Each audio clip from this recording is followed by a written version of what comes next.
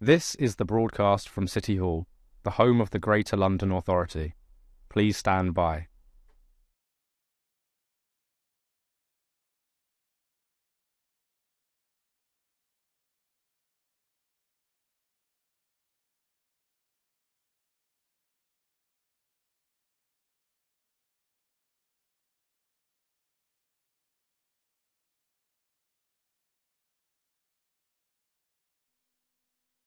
This is the broadcast from City Hall, the home of the Greater London Authority.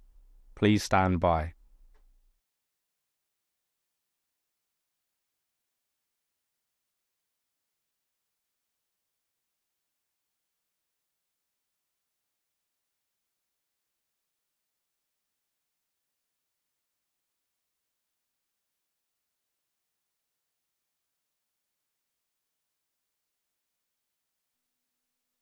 This is the broadcast from City Hall, the home of the Greater London Authority. Please stand by.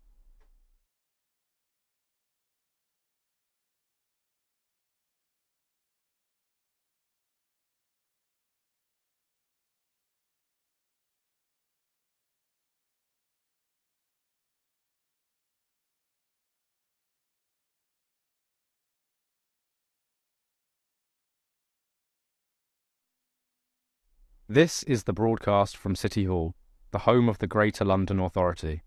Please stand by.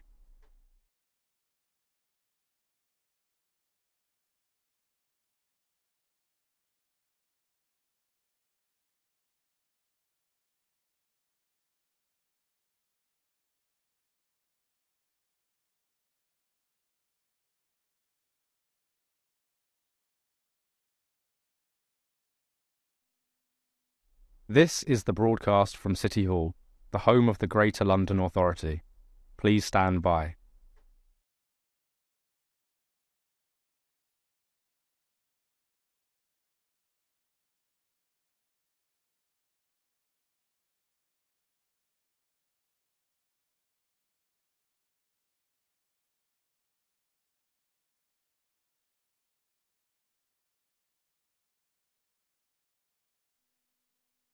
This is the broadcast from City Hall, the home of the Greater London Authority.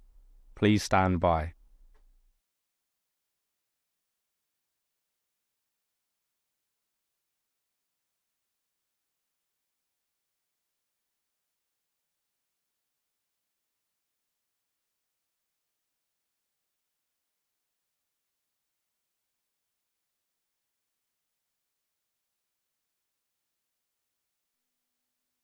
This is the broadcast from City Hall, the home of the Greater London Authority.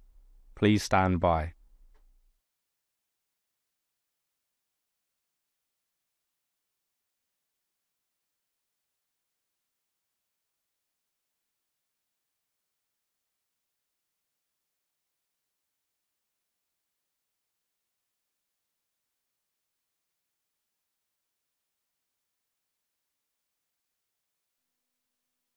This is the broadcast from City Hall, the home of the Greater London Authority.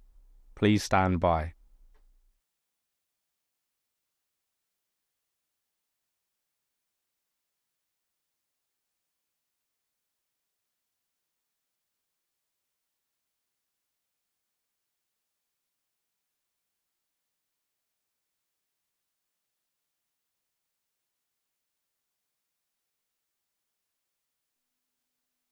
This is the broadcast from City Hall, the home of the Greater London Authority. Please stand by.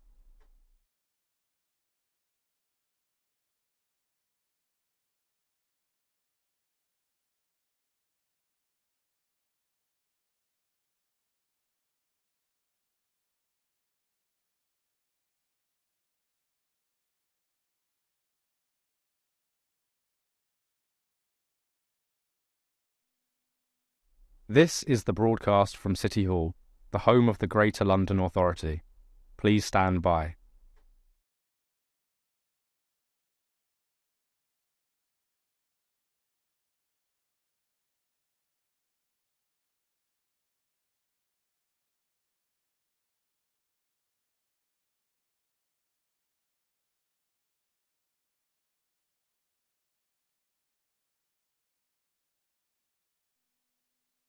This is the broadcast from City Hall, the home of the Greater London Authority.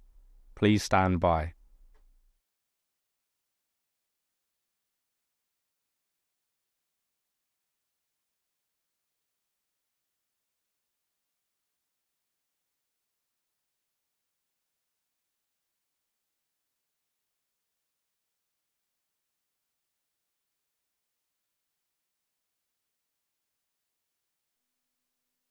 This is the broadcast from City Hall, the home of the Greater London Authority.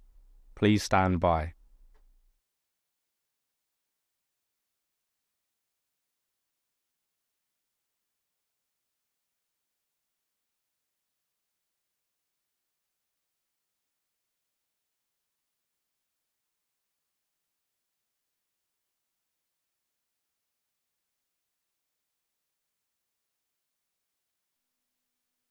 This is the broadcast from City Hall, the home of the Greater London Authority.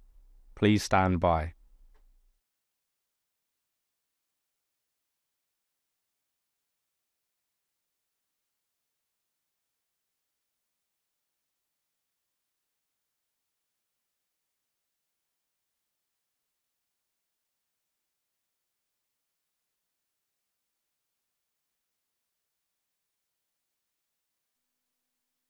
This is the broadcast from City Hall, the home of the Greater London Authority. Please stand by.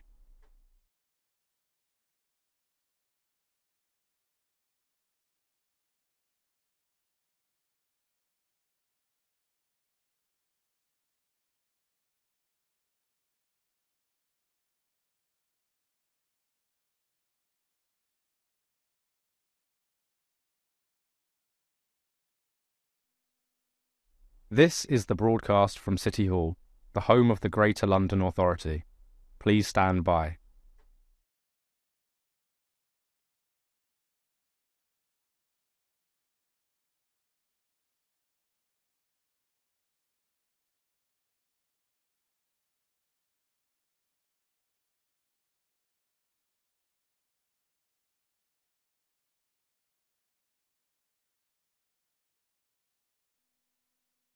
This is the broadcast from City Hall, the home of the Greater London Authority.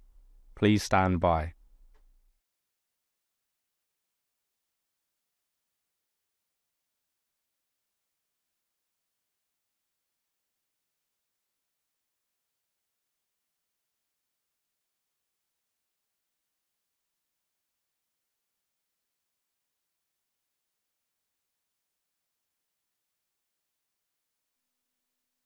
This is the broadcast from City Hall, the home of the Greater London Authority. Please stand by.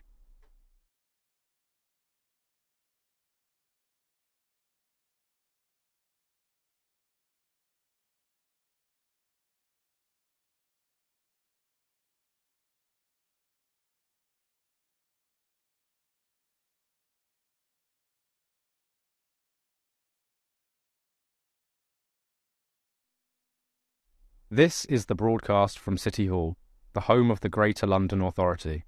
Please stand by.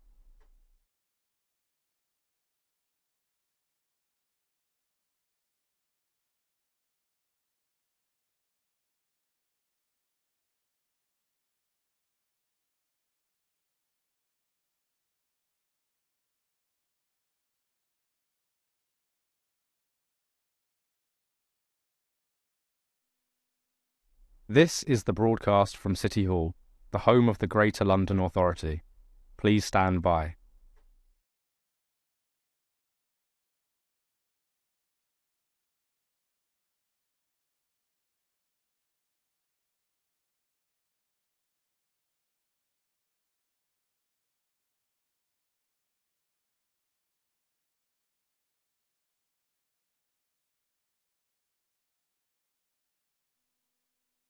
This is the broadcast from City Hall, the home of the Greater London Authority.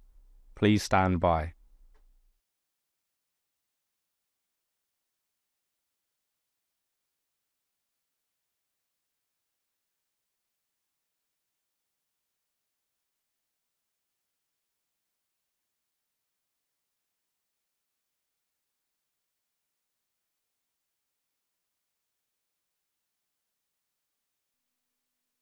This is the broadcast from City Hall, the home of the Greater London Authority. Please stand by.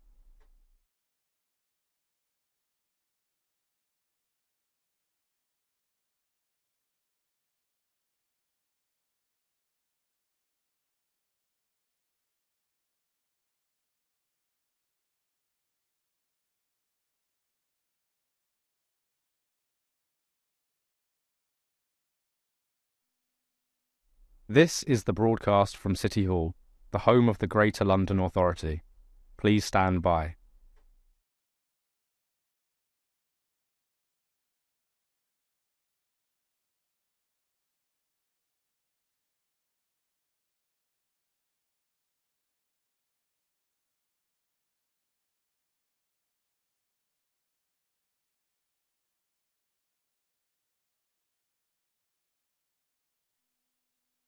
This is the broadcast from City Hall, the home of the Greater London Authority.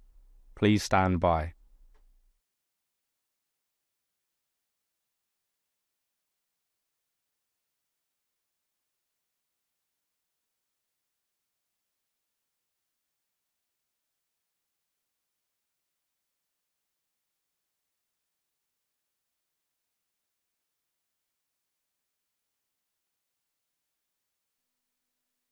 This is the broadcast from City Hall, the home of the Greater London Authority.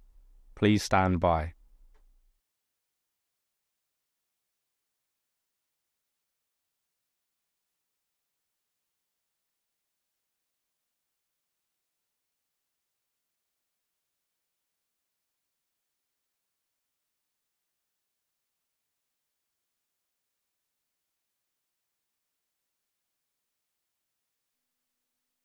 This is the broadcast from City Hall, the home of the Greater London Authority.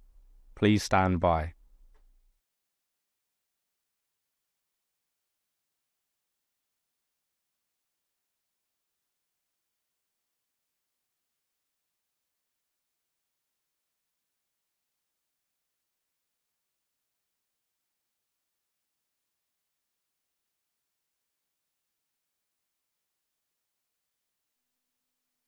This is the broadcast from City Hall, the home of the Greater London Authority. Please stand by.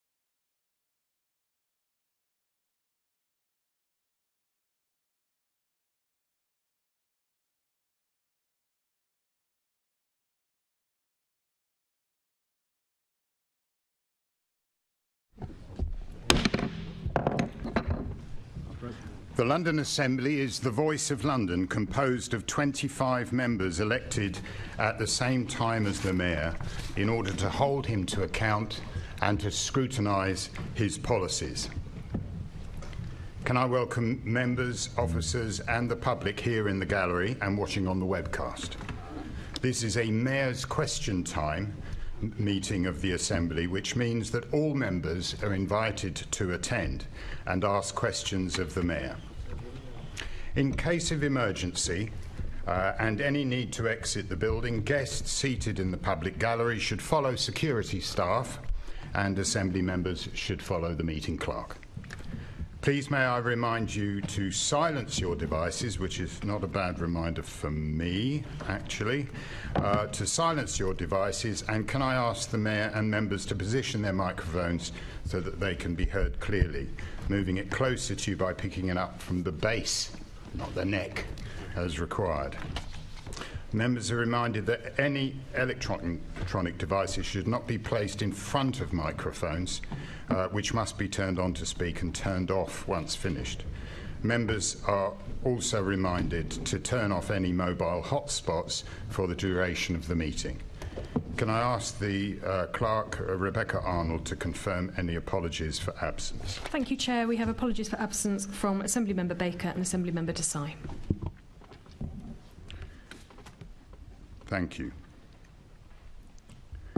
Can I just say before we start that the thoughts of the Assembly are today with those victims of the terrorist attacks in Israel and those affected by the wider conflict in the Middle East and their friends and families in London.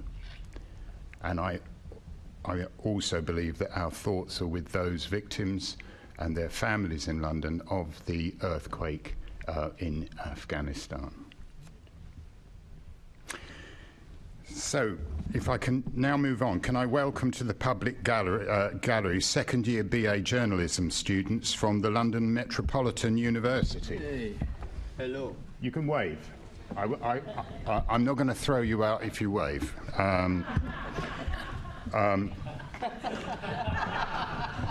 Since the Chair, what do they need to do to get thrown out? We must be told. Well, he's not going to tell them, is he? Can I also welcome to the public gallery journalism students from PA training? Yay. You can also wave. Since the last all-assembly meeting at Mayor's Question Time on the 14th of September, the Fire, Resilience and Emergency Planning Committee published a letter to the government raising serious concerns over the regulation of online sales of electric bikes and scooters. As part of its investigation into temporary accommodation in London, the Housing Committee visited a temporary accommodation block with Setting the Standard, a temporary accommodation inspection service. As part of an investigation into how young people are affected by serious violence, the Police and Crime Committee examined the impact of London's Violence Reduction Unit initiatives on protecting young people. The Budget and Performance Committee met to discuss how the Mayor's climate budgeting has progressed since 2022. For the second of two meetings on eating disorders, the Health Committee looked at people's access to and experiences of outcomes from eating disorder services in London. The Environment Committee visited the Thames Barrier to hear how the barrier helps prevent flooding and how flood defences across the River Thames need to be improved to combat rising sea levels. The Transport Committee examined London's tram network and how the Sandilands crash has impacted safety measures. More than 6 years after the Grenfell fire, the Fire and Resilience and Emergency Planning Committee discussed whether London's multi-storey residential buildings are now safe. And the GLA Oversight Committee examined the Mayor's Green Finance Fund, including its programme governance and oversight arrangements. And for its monthly question and answer session, the Police and Crime Committee questioned the Deputy Mayor for Policing and Crime on topics included in the new London Policing Board. And as you can see, we have done a lot since our last meeting. We're also looking forward to welcoming our new cohort of GLA apprentices to this Mayor's Question Time at 12 p.m. I hope this will be a great opportunity for them to see the Assembly scrutiny in action, particularly as one of our new apprentices is based within the Assembly Secretariat, splitting placement between the City Hall Greens and the Assembly Communications team. Can I ask the Assembly to note the interests set out at item 2? Do Assembly members have any other disclosable pecuniary interests which relate to the items on the agenda for today's meeting, or any other relevant interests, including any declarations in relation to gifts and hospitality which are not currently reflected on the authority's register of gifts and hospitality? Can I ask the Assembly to confirm the minutes of the London Assembly plenary meeting held on the 7th of September 2023 and the new London and the London Assembly Mayor's Question Time meeting held on the 14th of September 2023 to be signed up by me as a correct record? Agreed. Can I ask the Assembly to formally receive the Mayor's report covering the period from the 1st of September to the 28th of September? And the Mayor will now provide an oral update of 5 minutes in length on matters occurring since the publication of his report. Mr. Mayor. Chair, good morning to you, the Assembly, and all those in the gallery. I'm not going to make an opening statement today because the two issues for oral update deal with the issues I'd have raised in my oral statement. The first request for an oral update is from Anne Clark. I want to place on record my condemnation of the sickening terrorist attacks committed by Hamas against Israel over the weekend. There is no justification for the murder of innocent people. London stands in solidarity with our Jewish community and all those affected at this terrible time, and my heart goes out to the victims, their families and loved ones. The Community Security Trust have said that there's been a 320% increase across the country in anti-Semitic incidents since the 7th of October. I'm acutely aware that these events have left Jewish Londoners feeling shaken and fearful. In fact, I'm yet to meet a single Jewish Londoner who hasn't been affected. And as well as Jewish Londoners, there are also many Palestinian, Muslim and Christian Londoners who are deeply worried about the safety of friends, family and loved ones right now. I know there are Palestinian Londoners who have family in Gaza and they're terrified their relatives are caught up in the humanitarian disaster that's currently unfolded. I've written to the Foreign Secretary to ask that the UK government supports calls from the World Health Organization and United Nations to establish humanitarian access to and from Gaza to allow the safe passage of essential supplies and humanitarian access. Whether it's anti-Semitism or Islamophobia, I want to reassure all Londoners that we will take a zero-tolerance approach to any form of hate crime in London, with perpetrators of such crimes facing the full force of the law. London is the most diverse city in the world, and I urge Londoners to look out for each other in the coming days and weeks. There are forces that will seek to exploit the situation in the Middle East in an attempt to sow the seeds of division here. We cannot and must not let them.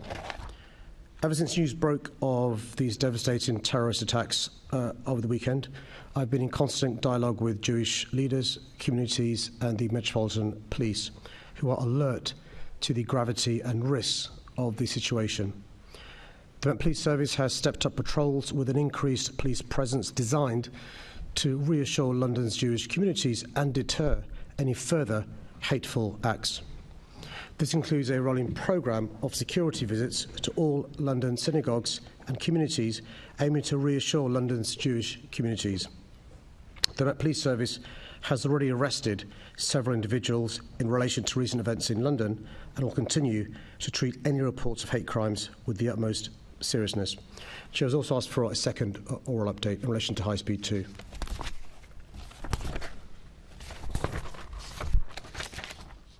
I've not received a response to my letter to the Prime Minister on the 6th of October, and I remain deeply concerned about the government's latest proposals.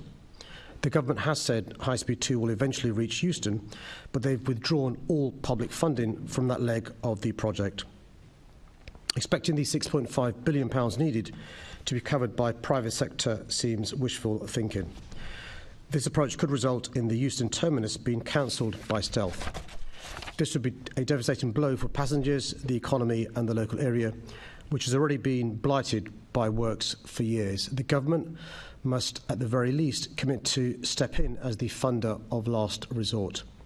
The government has also said it plans to create a development corporation that, alongside the delivery of the terminus, would oversee the delivery of 10,000 homes. New homes are welcome, as long as they include good levels of genuinely affordable homes, but this figure seems to have been plucked out of the air, with no consideration of local planning constraints or existing proposals for the expansion of the life sciences sector in the area. I'm concerned that the Development Corporation is just a smokescreen to distract from the chaos of the government's intervention and remove powers from local communities. I've always been clear that the prolonged use of Old Oak Common at the HS2 terminus would add significant demand to already busy Elizabeth Line trains. It would also require Old Oak Common to be redesigned to enable train turnaround and level boarding. Last week's announcement creates more uncertainty and delay at Euston and adds further urgency to the need to resolve the issues at Old Oak.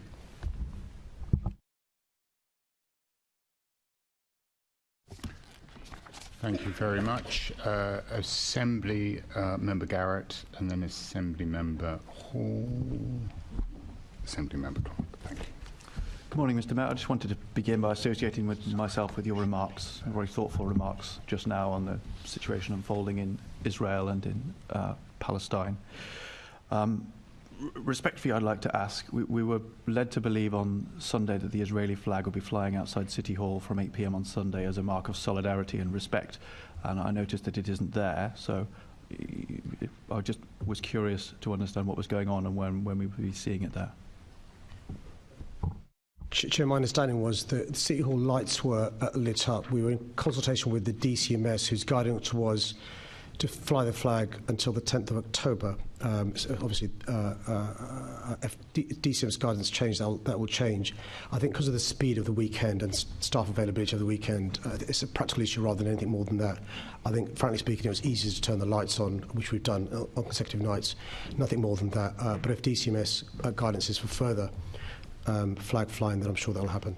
Okay, thank you. Thank you. Chair. Actually, I'm going to slightly change the order. I really should have called Assembly Member Clark first, for which I apologise. So, Assembly Member Clark, apologies. Thank you, Chair. Thank you, Sadiq, for your comments, and I absolutely associate myself with all of them.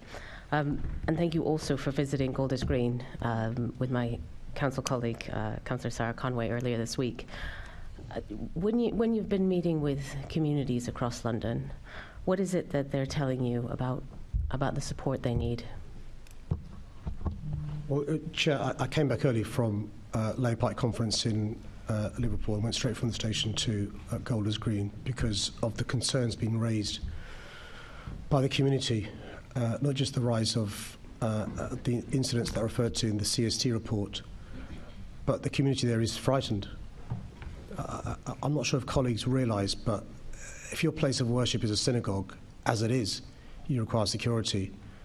If your place of education is a Jewish school, as it is, you require additional enhanced security. I'm not sure if people realise that. And the terrorist attack over the weekend in Israel traumatised a lot of Londoners. It triggered concerns from many Londoners. If you're somebody whose family has survived or experienced the Holocaust and the stories of the 1930s, and you hear about Jewish windows being smashed, it causes real distress. And so I was keen to go along and meet as soon as possible colleagues in that part of London. Of course, to show solidarity, but what more practical can we do? And as a consequence of that meeting, there are more things we're doing, some of which I can't discuss publicly. But it's really important we take on board those concerns. Those are genuine concerns. There's also the fact, I'm not sure if colleagues realise, that many Londoners have family members in Israel. We now know the consequences, by the way, of the impact in Gaza. Similarly, there are some Londoners with family members in Gaza. And so we've got to be cognizant of that in relation to the impact it has on London. And I fear things may get worse in relation to the Middle East. And what we don't want is an overspill in London in relation to those heightened tensions. Yeah, absolutely. And oftentimes, every time there's conflict in the Middle East, we see hatred rise across the globe.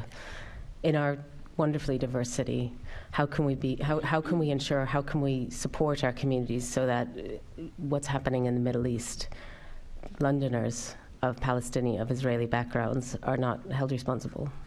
Well, it's really important that the point you're alluding to, which is somehow holding responsible anybody here for what happens thousands of miles away in any context at all. But it's really important I say this. There can be no justification for what Hamas did. And I say that in the context of everyone being aware of my views in relation to a two-state solution. I think it's consistent to be pro-Palestine as an independent state, pro-Palestinian rights, and condemn unequivocally what happened over the weekend. I don't think these issues should be conflated. And you can also, by the way, be concerned about the response from the Israeli government to Gaza, cutting off food, water, and humanitarian supplies. Those are consistent things to have. But it's really important we don't allow hate crime against Jewish people in this city or this country or around the globe. I'm afraid what you're alluding to is evidence from the past, which whenever there are tensions in the Middle East, there tends to be an increase in hate crime across the globe, and London's not excluded for obvious reasons. Thank you, and thank you again for your ongoing support. Thank you. Assembly Member Hall. Thank you, Chairman. Mr. Mayor, I'm really pleased to hear what you have to say today, and I'm sure we speak for all of us when I say that the things that we've seen in Israel over the last week have been horrific and heartbreaking. And I would say that we stand with Israel in defending itself from this appalling terrorist attack. I feel that this is an issue that goes beyond politics, and no matter our political differences, I do welcome that the work that you've done to ensure that the Met Police are providing further reassurance to our communities. And I really do mean that. This is something that we all need to work together on. As we are all too aware, this is a very difficult time for Jewish families in London, particularly those whose friends and loved ones are still in Israel. And I was at the vigil on Monday, and the stories that I heard were dreadful, and we need to help them as best we can. Last night it was confirmed that there are 17 dead or missing, including children, British. 2 of them were from Harrow, and I certainly send my condolences to them and their families. Mr. Mayor, we also need to support the Muslim community. We should never allow people to exploit the crisis to unfairly blame ordinary Muslim families here in London for Hamas's action. And it's vital that the police are on top of this as well. Some will have lost loved ones who are civilians in Gaza, and you commented on this, and I couldn't agree with you more. They need our support as well. I'd like to ask some specific questions, if I could, about the police response, what other actions you'll be taking in the coming weeks and months. So can I just start by asking what support is available to Londoners who are concerned about loved ones in Israel? Thanks, Chair. Just dealing with the 3 main points from the question. Firstly, we're often, for good reasons, really keen to hold the police to account. I think it's really important to give credit to the police as well. It's worth sharing with the Assembly, and I'm sure she won't mind, but the Deputy Commissioner was on the phone to me within an hour of Hamas's attack in Israel, because she was aware, as Anne Clark alluded to, history from the past is whenever disturbance in the Middle East, there tends to be an increase in hate crime here. And the police service were proactive in relation to reassuring that community and doing whatever work is required to make sure concerns were addressed. The second point in relation to support, that's ongoing. And it's really important to support all communities that are affected. I make this point, Chair, and I make this point neutrally. When you describe our great city as Londonistan, you can understand why Muslims are concerned in relation to Islamophobic attacks and hate crime.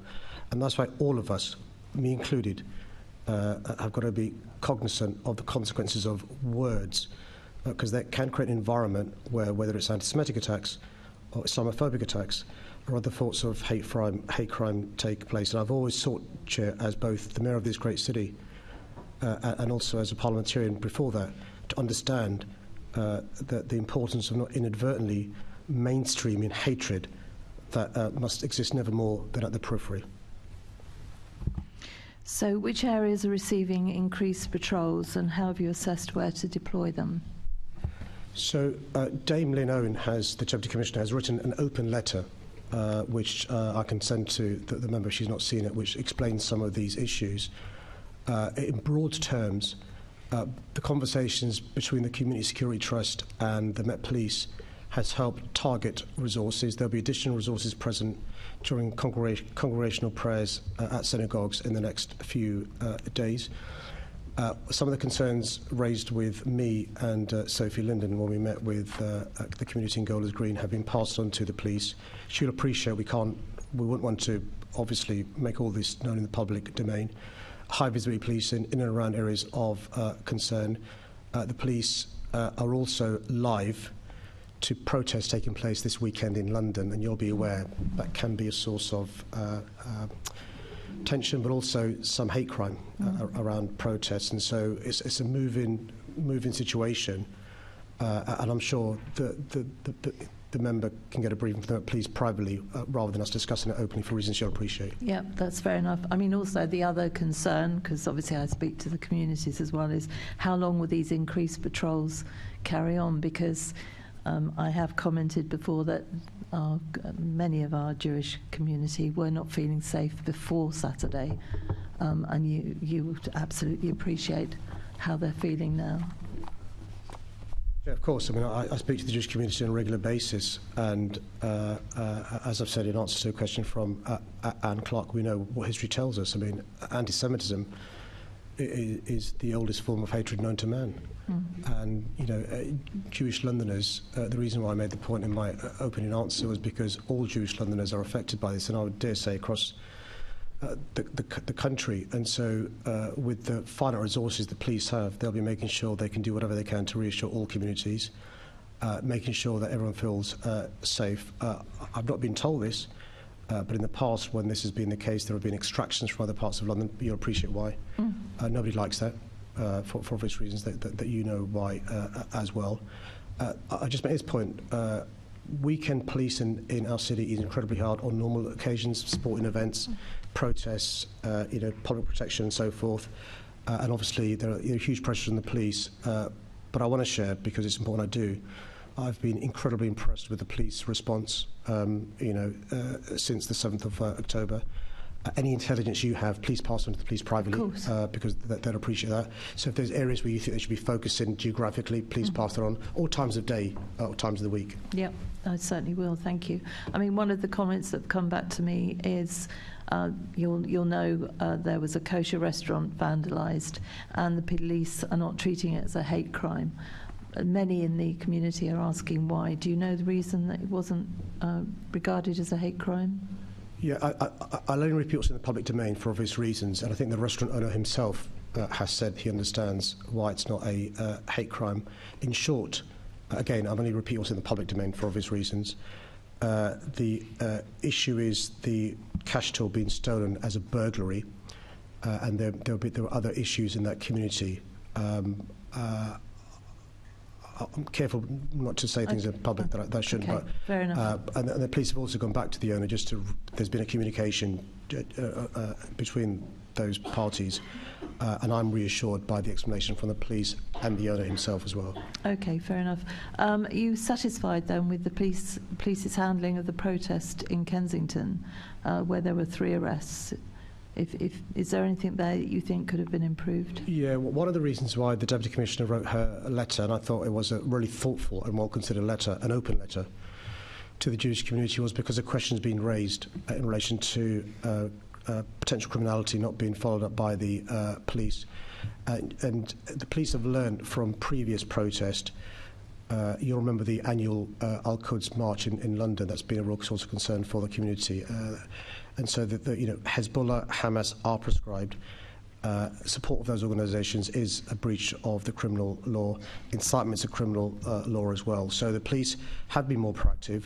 And what the police explained in correspondence was sometimes there is a good reason why within a crowd there could be somebody who could be breaking the law, and the police won't go in at that time and make an arrest, but they'll gather intelligence and then go back later on and make arrests. So I'm aware of the concerns raised by a community who were going there for a peaceful vigil. Some of them were confronted by a different march, and there was some provocation. I'm being generous in my words. Provocation, verging on criminality.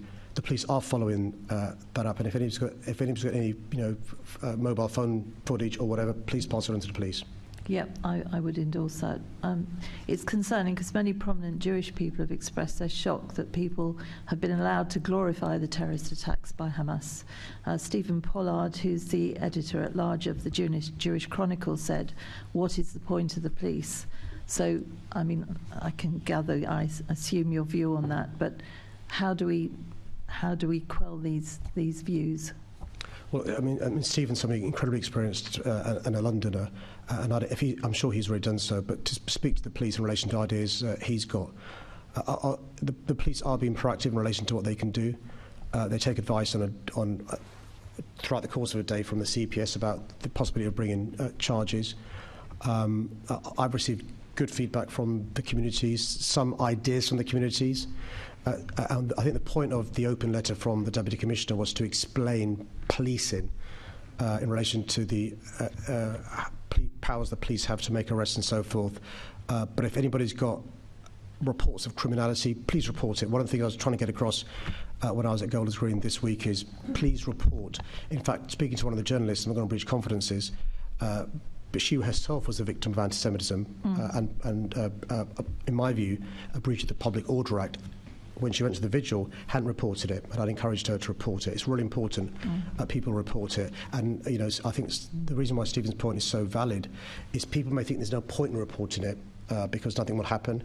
If there's the law broken, something will happen. So please, please, please report it. Let the police decide if it's a criminal offence, not yourself. Yes, I think the problem is, Mr. Mayor, that this has been going on for a very long time. Obviously, it's so much worse now, but it has, anti-Semitic attacks have gone up. I mean, they've doubled in the last 6-7 years, and so therefore people do think that nothing's going to happen. So I'm pleased to hear you say that. I was deeply concerned about the protest outside the Sydney Opera House. That's been largely shared on social media, where protesters were chanting anti-Semitic slurs. And it just shows how protests like these can escalate into something very serious. When the public don't see people being stopped and aren't aware that they've been dealt with outside that time, it doesn't lead to confidence in the police. And we really must, all of us, make sure that trust and confidence in the police is increased for everybody's sake. In general terms, thank you for the question. In general terms, there is an increase in anti-Semitism in particular when there are disturbances in the Middle East. And you can almost draw a graph in relation to disturbances in the Middle East and a rise in anti-Semitism in London. The police are alive to that, which is why I suspect they responded so quickly after the Hamas attack in Israel, because they're well aware, as night follows day, that will lead to an increase in anti-Semitism. They'll take on board what you've said this morning, I'm sure. I'll pass on what you've said this morning as well. And they'll carry on supporting the Jewish community, as we all should, as good citizens. And I think what's important, my last point on this chair, is to remind ourselves that actually the Jewish community is very small. And those of us that aren't Jewish have got to show, in my view, allyship. Whether they're friends, colleagues or neighbours, and I'm sure we'll do that. Okay, because of time reasons I won't go on, but I will be putting some more questions to the Metropolitan Police. Thank you. Understood. Thank you. We now move to the questions on the priority order paper. Each group is allocated an amount of time to ask their questions that's proportionate to their size. The first question is from Assembly Member McCartney, and it concerns older Londoners living in poverty. Mr. Mayor. Thank you, Chair. Thank you for your question. The steep fall in pensioner poverty between the mid-1990s and 2010s was a huge public policy success story. The fact that following 13 years of government austerity, this trend appears to have gone into reverse across the country is something I'm very concerned about. I'm supporting older Londoners in or at risk of poverty in several ways. This year, I teamed up with London councils and 17 boroughs to run the first large-scale data-driven collaborative uptake campaign for pension credit. The campaign reached more than 8,000 older households who received letters from their local council telling them they were eligible for pension credit and how to claim. As a result, more than 2,000 additional older Londoners claimed pension credit, with the average claim being just under £4,000. This resulted in almost £8.4 million going to the pockets of older people and will be an ongoing entitlement for many. I'm pleased to be continuing the campaign this winter. Through both my Affordable Homes programme and Care and Support Specialised Housing programme, I'm supporting the building of affordable homes for older Londoners to reduce costs for older people. I'm funding face-to-face advice services across the city with a focus on embedding support in a range of community settings like food banks. To date, this work has helped tens of thousands of Londoners access a total of over £9.4 million in income gains. These services benefit Londoners of all ages and backgrounds, particularly those who've never accessed advice. Through the Making London Fairer campaign, over 100,000 leaflets on how to access cost of living support have been sent to households in the most deprived and digitally excluded areas of London. This will also be repeated this winter. And to mark International Older People's Day on the 1st of October, I was proud to sign the Age-Friendly Employers Pledge that seeks to attract, retain and develop older people. We know that staying in good work can be essential to healthy and secure later life, providing improved pension contributions, the ability to manage caring responsibilities, and supports health and well-being. Thank you, Mr. Mayor, and I'm very pleased to see that your campaign on the uptake of pension credits is being extended to 23 London boroughs shortly. Now, today, Age UK London have published a report on older Londoners, and they show that if poverty rates for older Londoners in London were the same as national poverty rates, there would be 125,000 fewer Londoners in poverty. Now, that report also welcomes your targeted campaigns and seeks for you to continue them. But they have asked them, what will you do to ensure that older Londoners on low incomes who are offline and don't have access to digital services are able to find out about your energy advice, London services and your warmer homes advice services? Can you combine those in the literature and stuff that you send out and do this autumn? Spot on. I mean, you raise an incredibly important point about those who are digitally excluded. We learned during the pandemic, actually, there were three big issues. One was lack of the kit. People didn't have, Surface Pros or, tablets or phones. Secondly was bad connectivity. And third was lack of training, not knowing what to do. Those things are being addressed additionally, but also we've got to recognise we're the best one in the world. There are still people who aren't digitally included. And so one of the reasons I mentioned in my answer the leaflet drop is because sometimes old school works in relation to having a piece of paper with the information on there. So we are looking into what more we need to do to reach those underserved Londoners, and I'm afraid older Londoners tend to be underserved. And I deliberately use the word underserved rather than hard to reach. We're hard to reach, services are hard to reach, the benefits they're entitled to are hard to reach, and they're not. And so we're trying to turn that around and to provide that bridge. And similarly, the experts we're working with, many have expertise in how to reach underserved Londoners as well. Thank you. And Age UK London's report also states that actually the process for applying for pension credits and benefits is actually very complex. Would you lobby the government to see what they can do to make it simpler? Yes, so there's two issues here. One is it is very complicated. Two, people don't know about it. And so one of the reasons why we're giving the assistance, you're right, we're now going to even more boroughs from 17 to 23, is to provide more help for Londoners, and it's data-driven.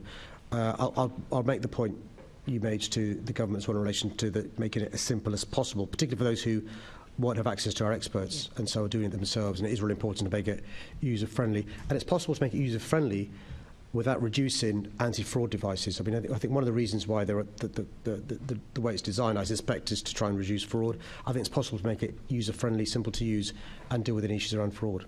Thank you very much. Thank you, Chair. Thank you. The next question is from Assembly Member Pigeon and it concerns London's high streets. Thank you for your question. High streets remain an integral part of London's economy. They're home to 40% of London's businesses and 90% of Londoners live within a 10-minute walk of their local high street. Some high streets have proven remarkably resilient since the pandemic, particularly those at the heart of local communities that provide a diverse retail offer and essential services. But others have struggled. High streets dominated by big retail have suffered as more commerce has moved online, and high streets with an over-reliance on commercial space have been hit hard by a new era of hybrid working. My High Streets for All mission was developed to provide a coordinated response to economic and social recovery, both in the immediate aftermath of the pandemic and beyond. At the heart of the mission was our £4 million High Streets for All challenge. This has supported local partnerships in almost every London borough to develop a high street strategy to address a key place of need and to test practical solutions to common challenges. For example, the Loft in Hounslow opened in April. The project repurposed a vacant former Debenhams store in the Treaty Shopping Centre and is providing meanwhile use, including youth activities, a community cafe, and 2,800 square metres of indoor market space to nurture new business. The High Streets for All challenge builds on the transformational investment we've been making into London's high streets through my Good Growth Fund. Across the two programmes, we've invested £50 million directly into high street regeneration. Amongst many other investments, this has included £1.1 million into Nourish Hub to tackle food poverty and social isolation in Hampstead and Fulham, £1.5 million into Kingsley Hall to foster social enterprise in Barking and Dagenham, £1.6 million into the Africa Centre to promote African arts, culture, enterprise and development in Southwark, and £2 million to transform the historic town centre at the Blue in Bermondsey. My High Street data service is providing regular updates on spend, footfall and unit vacancies to 22 subscribing London boroughs and 11 business improvement districts bids, helping them to better understand their high streets. Through the Property Exchange digital platform, our regeneration team has been working with private sector partners to test the potential for bringing diverse voices together to share ideas to create thriving high street property that works for all Londoners while generating meaningful social impact. I'll continue to provide leadership on these issues to ensure London's high streets are thriving, and that includes calling on others to do their bit. I have, for example, called for the government to think its proposed expansion of permitted development rights, which would damage vitality of London's high streets. Thank you. Mr Mayor, Oxford Street is London's flagship high street, and yet it's struggling like so many others. The pedestrianisation of Oxford Street was in your 2016 manifesto, yet despite your efforts in 2018, Westminster Council withdrew from the plans. Given the change in administration in Westminster, what conversations have you had with Westminster Council about fully pedestrianising Oxford Street? Thanks for your question. It's a really important question. I mean, Oxford Street, and I say this because it's my experience as somebody who loves Oxford Street, isn't what it used to be. And I was disappointed by the previous council's decision to tear up our agreement. We've had really good conversations with the new council, who've already invested significant sums in regenerating Oxford Street. They've begun the process. That begins with getting rid of these candy shops. Many of them may be acting illegally. We've also had good news in relation to new businesses going into Oxford Street. They're also working on schemes to look at different parts of Oxford Street. I'm afraid it's just a reality that they're not in favour of the full street being pedestrianised. I still try and use one's charm to persuade them that's the right thing to do. In the meantime, though, they've got some really exciting plans in relation to regeneration, and I'm fully supportive of their plans. OK, well, Westminster Council's new plans include 12 additional controlled pedestrian crossings and improving 45 existing crossing points. So 57 crossing points along this road surely underlines the need to go the whole way and pedestrianise it. When Carnaby Street was pedestrianised back in 1973, they saw a 30% increase in the number of pedestrians entering the area. We know high streets need to change to become more attractive to visitors. So, Mr Mayor, will you confirm that you will make even more clear representations to Westminster to look to pedestrianise Oxford Street? Maybe it's in the longer term, in the next stage of this, given your commitment in the past and certainly mine as well. I'm smiling because I could have written your words for you. But also, if you, I know you know that part of London very well, but if you just go further down to Strand, it's been transformed since that was pedestrianised outside Somerset House. There are other examples across our city. Carnaby Street is a joy in relation to what it is and what I'm told it used to be like. I'm too young to remember what it used to be like. But I agree with you. But to give the council credit and support we do, they've moved a long way since where we were in 2022 before then, and also they've managed to attract good new businesses to come as well, which is interesting, and it shows that their strategy is working, and I'll continue to try and persuade them to go even further. But we should welcome the movement there's been there.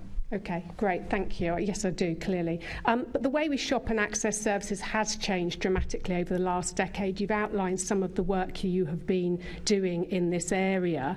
High street businesses and councils are facing that choice: adapt to digital economy and the rising challenges such as air pollution, or absolutely see the continued decline of high streets. We know Living Streets research shows clearly that pedestrianisation can boost footfall and sales by up to 30%. Soho, we've seen success in the pandemic internationally, San Francisco, New York, and so on. So I'm wondering, Mr Mayor, as part of your next budget, which you're working on at the moment, will you look at a fund to help pedestrianise local high streets across London to boost the local economy and contribute to greener, safer and more community-focused high streets? Actually, you referred to San Francisco and New York, and I spent some time examining what other cities are doing after the pandemic, and I think it's a bit bigger than you suggest. I mean, there are three things that people did reasonably well during the pandemic from home: working, shopping and leisure.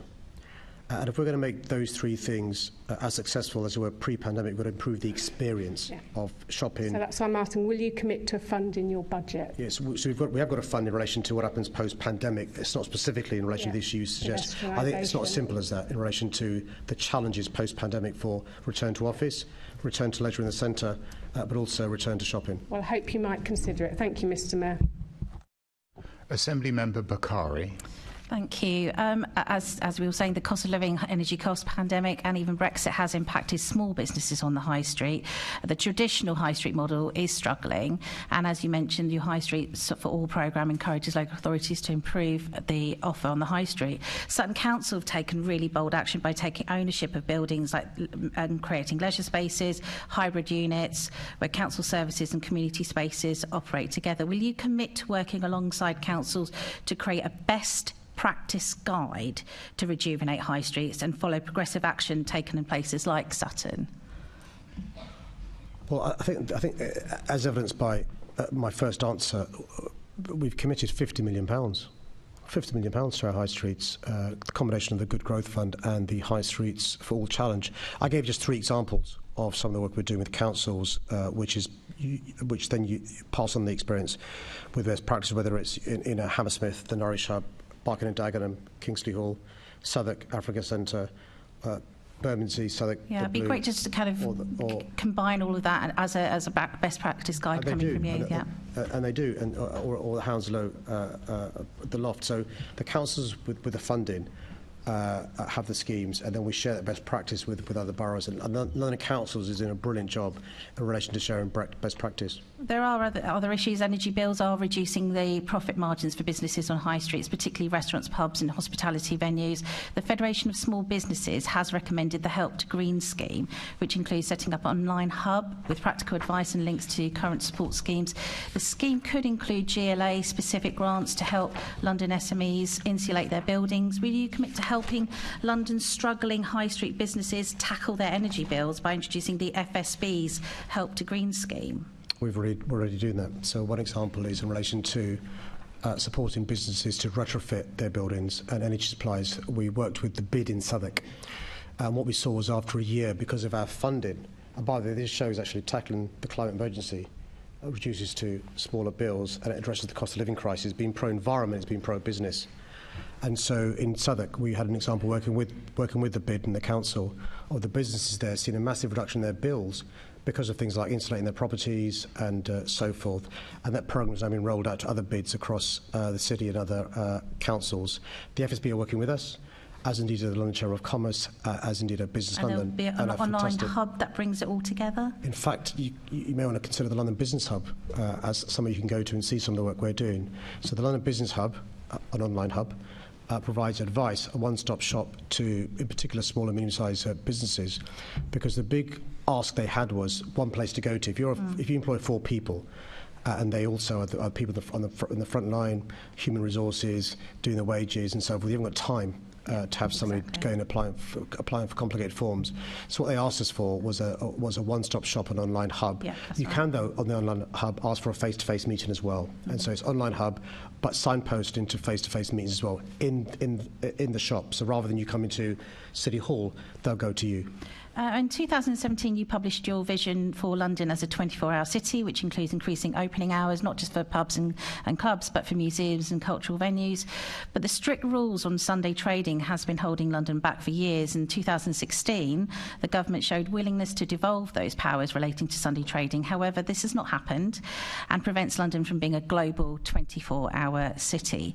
Mr. Mayor, do you support scrapping the Sunday trading hours? No, I support working with those parts of London where it would make sense. So Westminster is a good example, and Knightsbridge. We've been working with Enwick and with businesses in Knightsbridge, where I think there is some latitude in relation to the Sunday opening hours to be relaxed. We're working with Business London and others in relation to what changes we can make. We thought post-pandemic what would have really helped our recovery was for relaxation of the Sunday trading hours, sort of a suck and see type model to see what the issues are. There is a challenge in relation to work-life balance, in relation to some members of staff having to work 7 days a week, and so we've got to get that balance right. And we think one way the government could go was in the first instant relaxing it in the West End with the right safeguards, see how it works, and then if it works, see what we can do elsewhere. I mean, you're clear on the no. However, if London is going to be a 24-hour city, Madrid, Amsterdam, Sydney, they've all scrapped their Sunday trading offer so that locals and visitors can have more flexibility and choice. So I think there is something that you need to reconsider here. Well, I think the point is to try it, and so that's why I'm suggesting to the government they try it. So the Sunday trading hours works to big shops, big retailers. It doesn't work to the high street in general terms.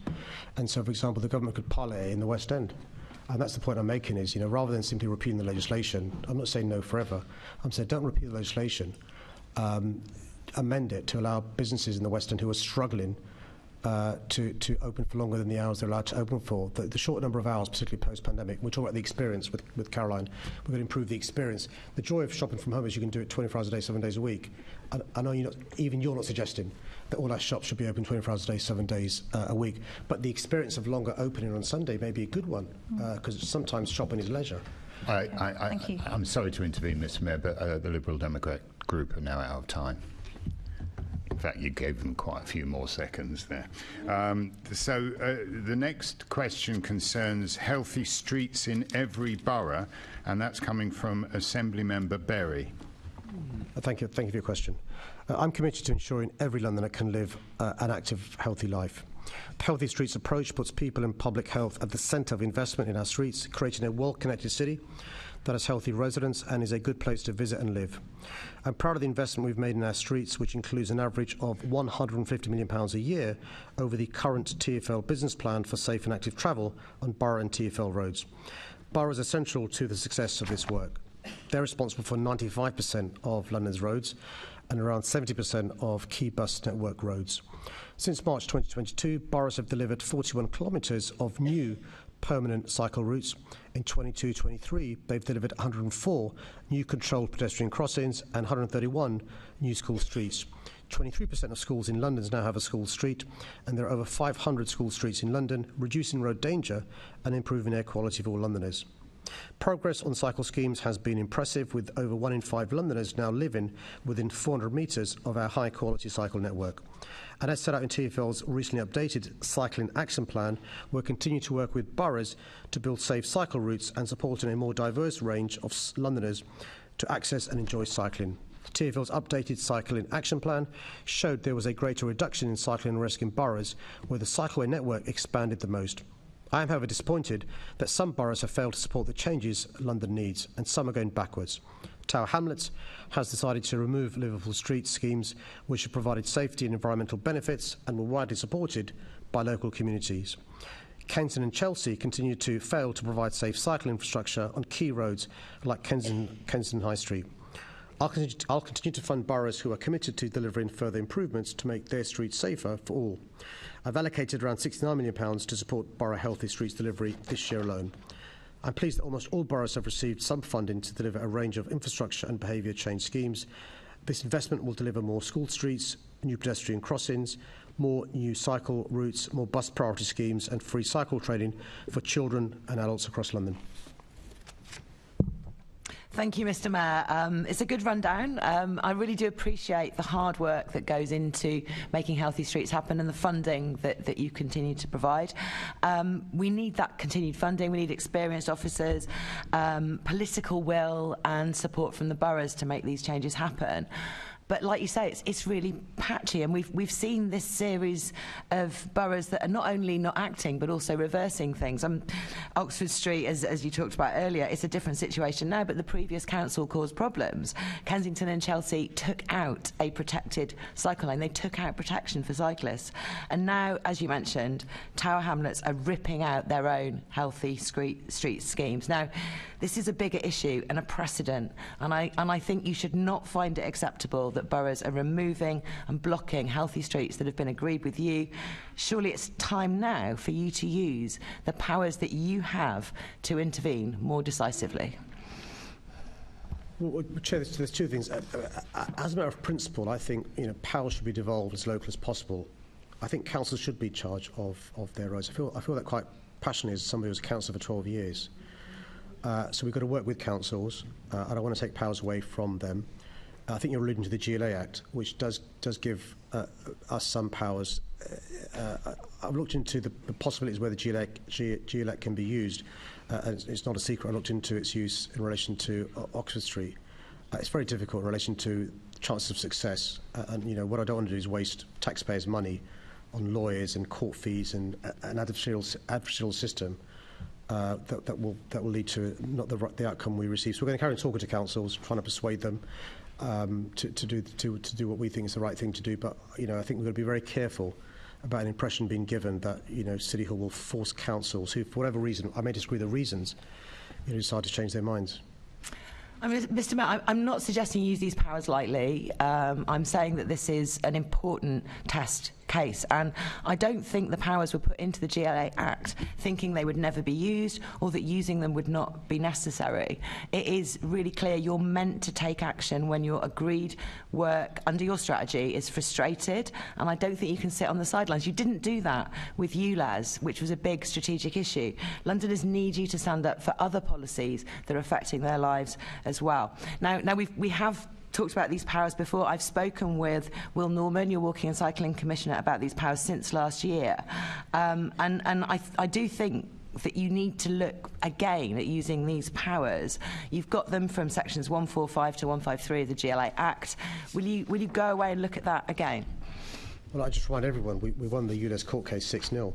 All the 6 grounds they brought. Exactly. You put legal weight behind that, and it was important to do so. No, I assessed the merits of bringing in ULEZ, and I think the problem with the GLA Act in relation to Tower Hamlets, for example, without telegraphing legal advice, not receiving legal advice, is you're using a process that may not work and will lead to a lot of taxpayers' money being expended.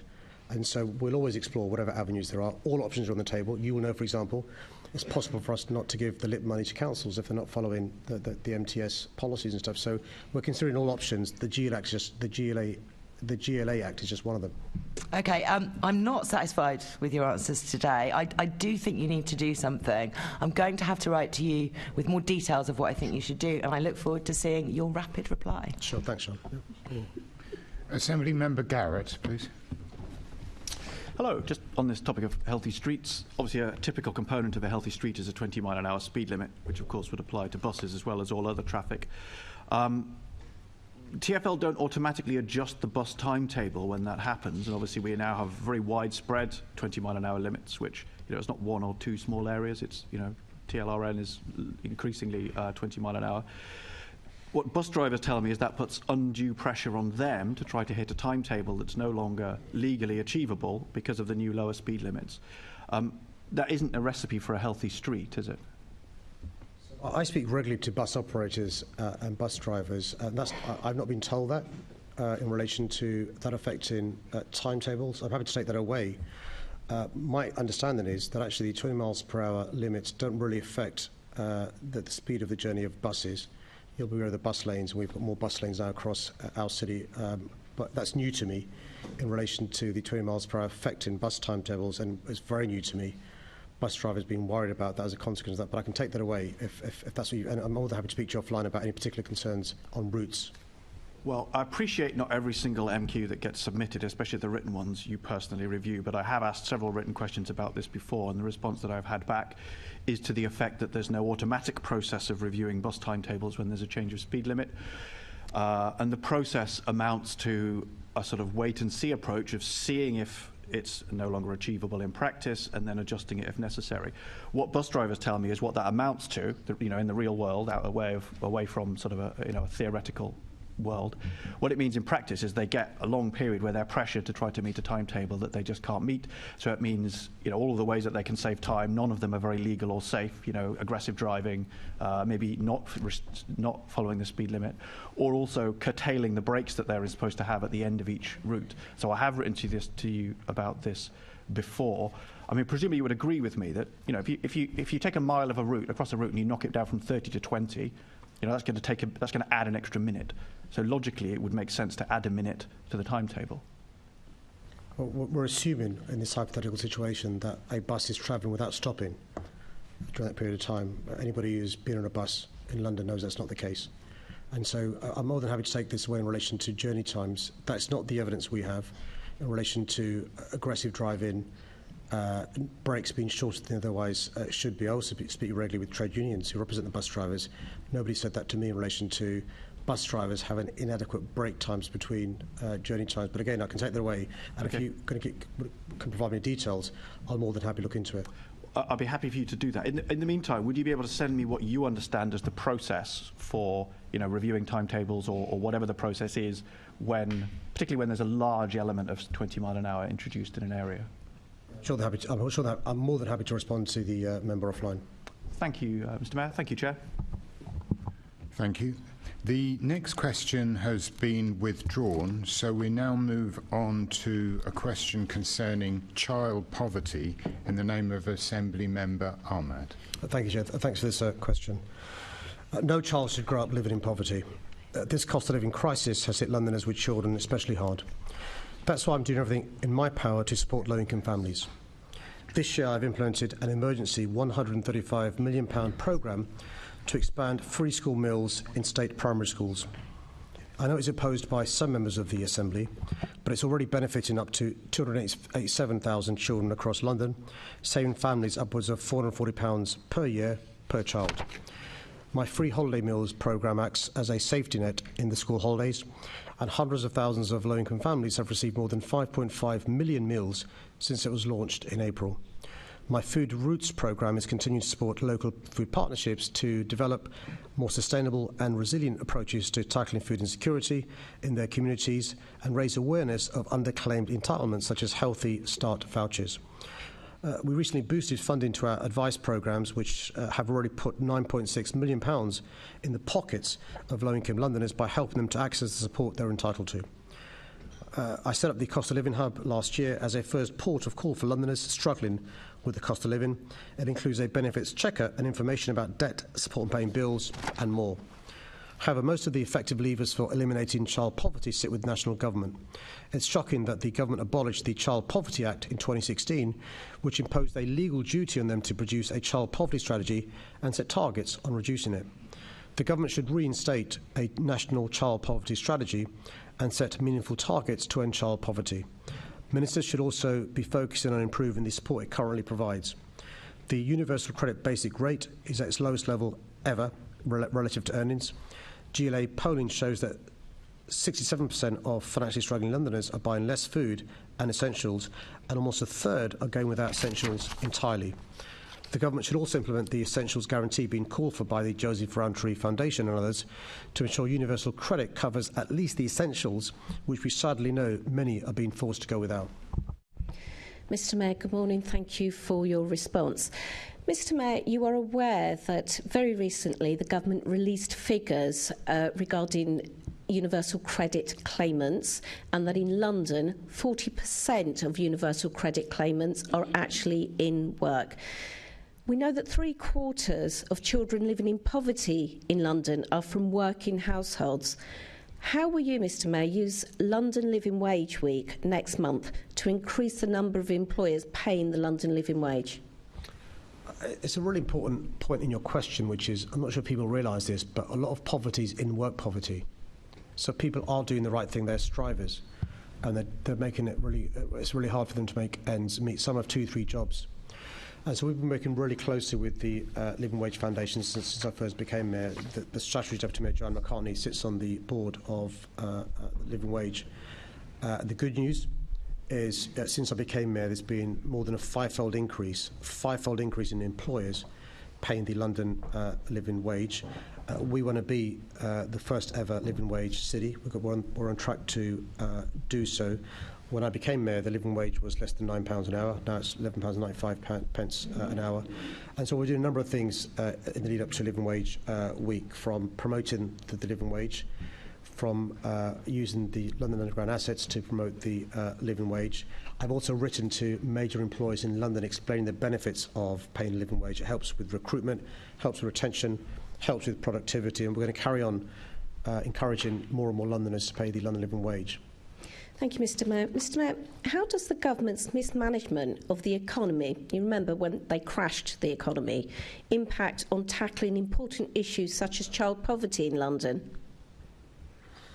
So it's just, I mean, the consequences of government policy, we can see it every day when you speak to Londoners. Whether you're paying rents, they've gone up, or whether you're paying a mortgage, they've gone up. But also we've seen stagnant growth over the past as well, which is a big challenge. At the same time, you've got government austerity as well. So that safety net that's been talked about since the 1940s is disappearing for too many Londoners.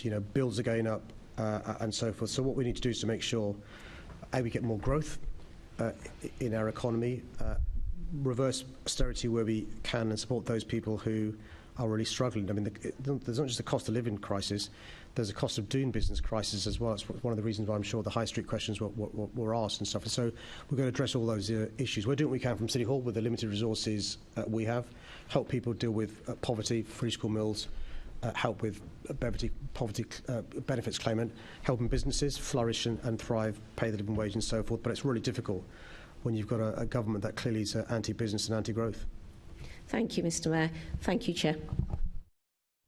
Thank you. The next question has been withdrawn, so the next question to be asked concerns the Elizabeth line to Heathrow in the name of Assembly Member Prince. Thank you, Chair. Thanks for this question. The launch of the Elizabeth line last year has given huge parts of London, those to the east and west of London as well, new direct connectivity to Heathrow and a slashed journey times for millions. For the first time, a direct train from Farringdon and Canary Wharf can get customers to Heathrow in as little as 36 and 45 minutes respectively, or from Romford in a little over an hour. The Elizabeth line has also quickly become the most popular railway in the country, with more than 230 million passenger journeys since opening and around 3.5 million journeys each week. TfL estimates that 30% of all journeys on the Elizabeth line are new additional journeys, meaning the line is actively contributing to greater use of public transport. The service meets the needs of the vast majority of travellers and those Londoners that work at Heathrow. Using the Elizabeth line, customers can reach the airport by 5 a.m. By the way, earlier than the airport's own Heathrow Express service. The Piccadilly line night tube introduced in 2016 provides additional connectivity, giving an uninterrupted service from Friday morning through to Sunday evening.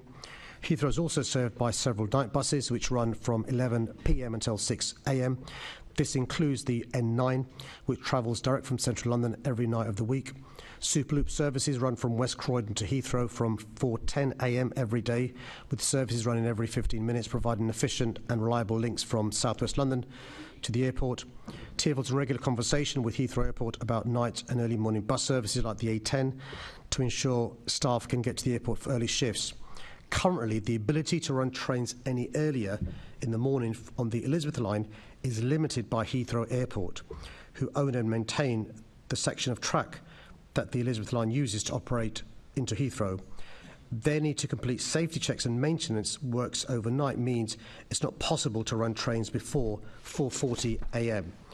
A safe and reliable transport network is my first priority, so we accept this restriction when planning timetables.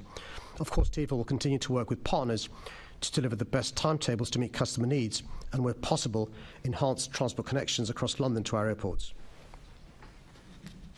Thank you, Mr. Mayor. And yeah, the Elizabeth line is amazing, especially if you live in Romford, as I do, and just slashed getting to Heathrow. Unfortunately, the only time I've had to use Heathrow is when I've been on 6 o'clock flights, so I have not been able to use the Elizabeth line.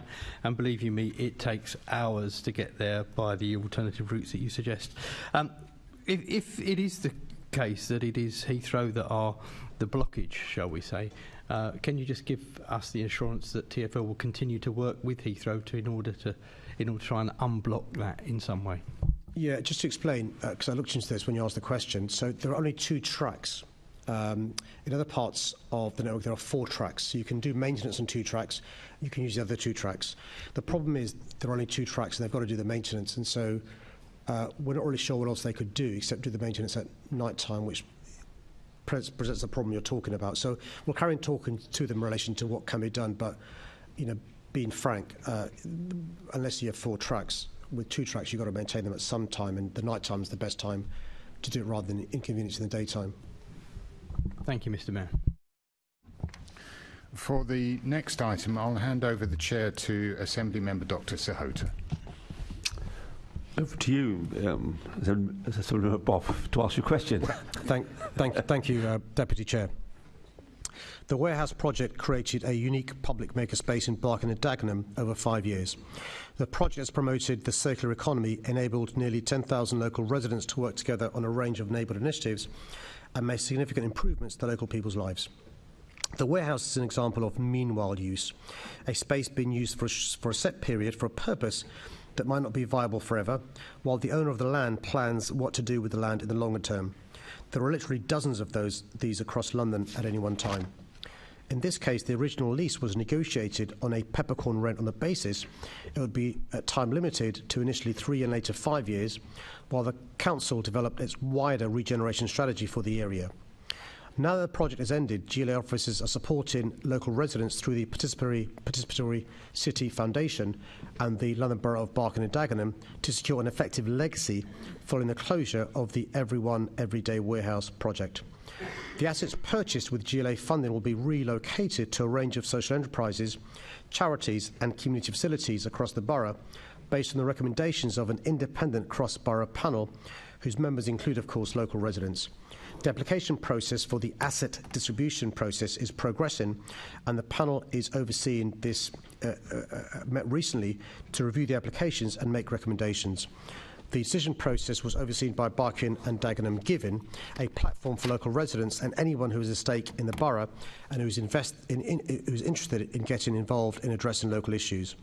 The panel's recommendations have been endorsed by the Board of Trustees of the Participatory City Foundation. Whilst due diligence checks are being made ahead of an announcement on the distribution of assets, I'm informed that the panel feels confident that the proposed recipients clearly meet the criteria set out in the application process. This includes stipulations relating to the future availability and accessibility of the assets and no cost to the local community and the new host capacity to manage the assets safely and over the longer term. The successful applicants are currently working with the team at the Foundation to provide inclusive access arrangements and to promote collaboration across a wide range of local organisations on the use of the assets. This focus on embedding strong legacy arrangements should support the work of many long-standing local organisations and provide continued and potentially expanded free access to workshops, equipment and machines for local people. I think it's important to say, first of all, Mr. Mayor, that the owner of the land is the council. You call it asset distribution, Mr. Mayor. I call it asset stripping. These assets that are available to the local community will now no longer be available to the local community. They will not be available 7 days a week. In some cases, those assets will only be available once a month. Would you urge, Mr. Mayor, bearing in mind your priority for focusing on communities in crisis, would you urge the leader of Barking and Dagenham Council to at least meet with representatives of the community who have a well-worked business plan, for continuing the important work that the warehouse is doing, perhaps at another location? But don't you think that the leader of Barking and Dagenham Council should at least meet with them rather than point-blank refusing? So Chair, you'll have seen reports in the media over the last 24 hours about councils being on a knife edge when it comes to finances. Every penny counts.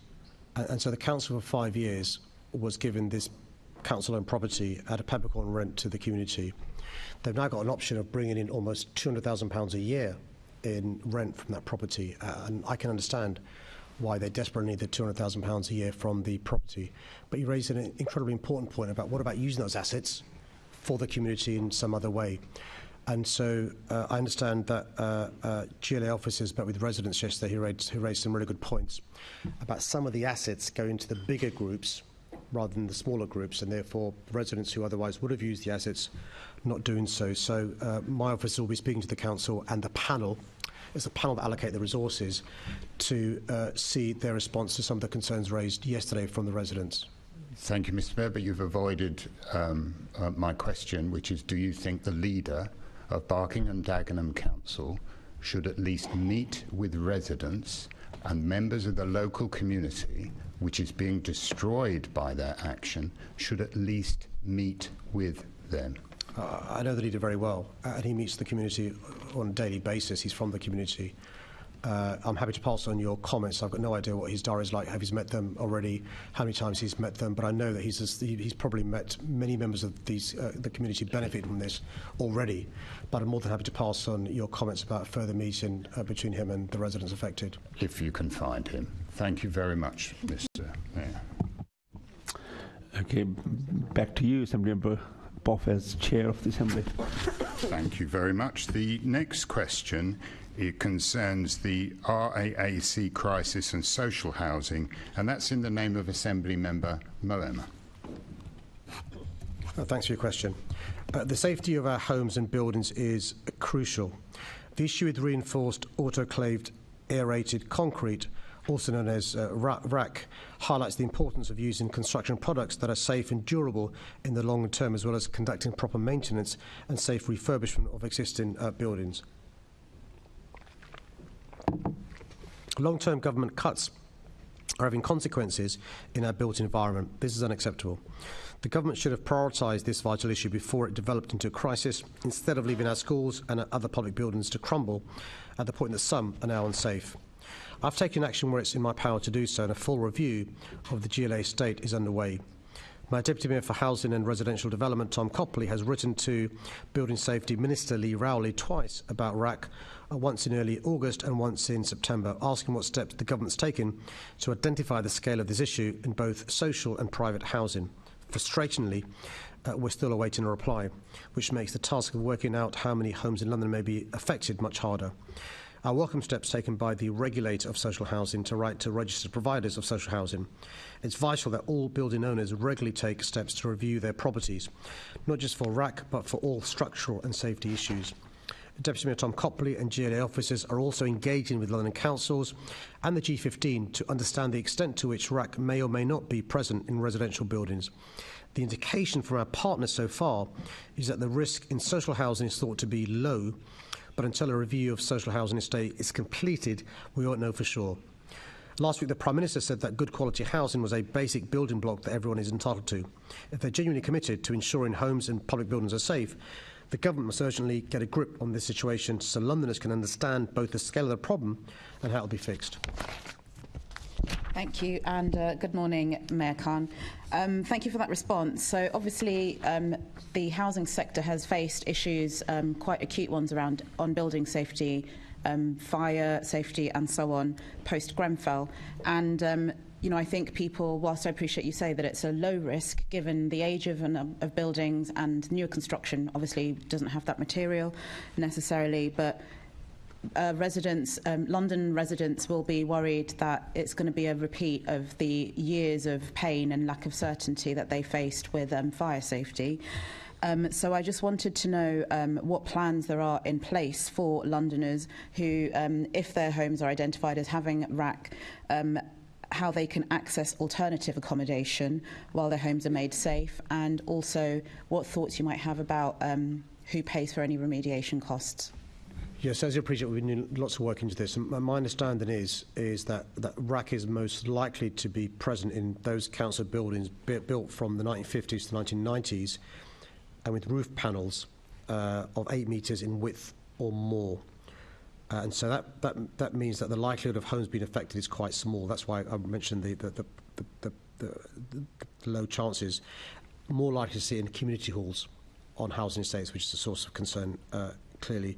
So we are trying to get a grip of the scale of the problem, at the same time having conversations about what would happen if, God forbid, there was a problem. And so that work's been done, but we've got to be realistic in relation to the provision of alternative accommodation if, God forbid, there were serious problems. And so we're waiting for any intel from the government. We're trying to avoid duplication because the government may have done some of this work. That's why we've written twice now to the relevant minister. But the short answer is we're not really sure of the scale of the problem. We know with schools what the problem is. And in schools, there's 22 schools in London that are affected. We've got no real idea on housing. We're hoping no housing is affected, but we don't know for sure. Depending on the numbers of buildings that are affected by this problem, what work will you be doing to lobby the government to make sure that either the GLA or landlords or leaseholders, in the cases of that, is they get the support that they need? Well, let's be clear. If, God forbid, there was RAAC in housing, councils, house associations, leaseholders haven't got the money to resolve this for a variety of reasons I can go into if needed, and so the government would have to step in. And so I think there's an understanding of that. Some source of comfort is the government appears to have stepped in with schools because I think they've realised schools can't afford to do this to do the remedial work, and so we're hoping it doesn't come to that. But I'm fairly positive if it did, the government recognised they're going to step in. Okay. I mean, I hope that is the case. I mean, as you've already mentioned, councils' budgets are already on a knife edge, and with schools, they've had to take that money from existing budgets in many cases, and there clearly isn't much more existing budgets in local government. So thank you for that. Thank you, Chair. Thank you. The next question concerns the housing programme, and it's from Assembly Member Lord Bailey. Thank you. Thank you for your question. It's still not enough. But London has seen record-breaking housing delivery since I became mayor. We exceeded the ambitious target the government set in 2016 to start 116,000 affordable homes by March 2023. Last year alone, we funded over 25,000 new affordable homes across London. Meanwhile, the government, by the way, failed to meet their own targets for the same period, falling short by 6,500 affordable homes outside of London. During my mayoralty, on average, more than 36,000 homes per year across all tenures have been completed in London.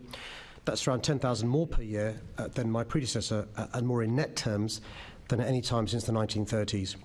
In March, I surpassed my council house building target by supporting London Borough to start over 23,000 new council homes since 2018, the highest rate since the 1970s. Our land fund is also exceeding expectations, while specialist programmes are ensuring some of the most vulnerable Londoners have the homes they need. But I'm not complacent about the challenges facing the sector right across the country. Developers who are already dealing with rising material costs, more expensive borrowing and a shortage of labour are now contending with government delay on important new regulations for mandatory second staircases. This puts at least 34,000 homes in London's planning system in limbo. In light of the economic situation, bids for the 21-26 affordable housing programme were renegotiated to ensure grant levels are sufficient. I'm pleased we were able to safeguard projects, but government delays in signing off on the revised programme meant that partners couldn't get their spades in the ground as early as we'd have liked to see this financial year. And we can't shy away from the fact we're still facing tough conditions. That's why this summer I asked my Deputy Mayor Tom Copley to reconvene the London Housing Delivery Task Force. As a result, the sector in London has spoken with one voice to set out the case for long-term investment in affordable housing and infrastructure, policy certainty and well-resourced planning departments. But this can only be achieved if the government gives us the level of funding London needs to thrive. I recently wrote, Chair, to the Secretary of State calling for support to get affordable homes building back on track to the levels we agreed in 2020, and certainty around second staircases. It's vital the government now steps up and gives London the funding and support we need. Thank you for your answer. Morning, Mr. Mayor, and thank you for your answer. Excuse me. London Live and Rent is one of your flagship housing programmes, but in the last 6-year period, you've only managed to build 2,999 homes. Why is that?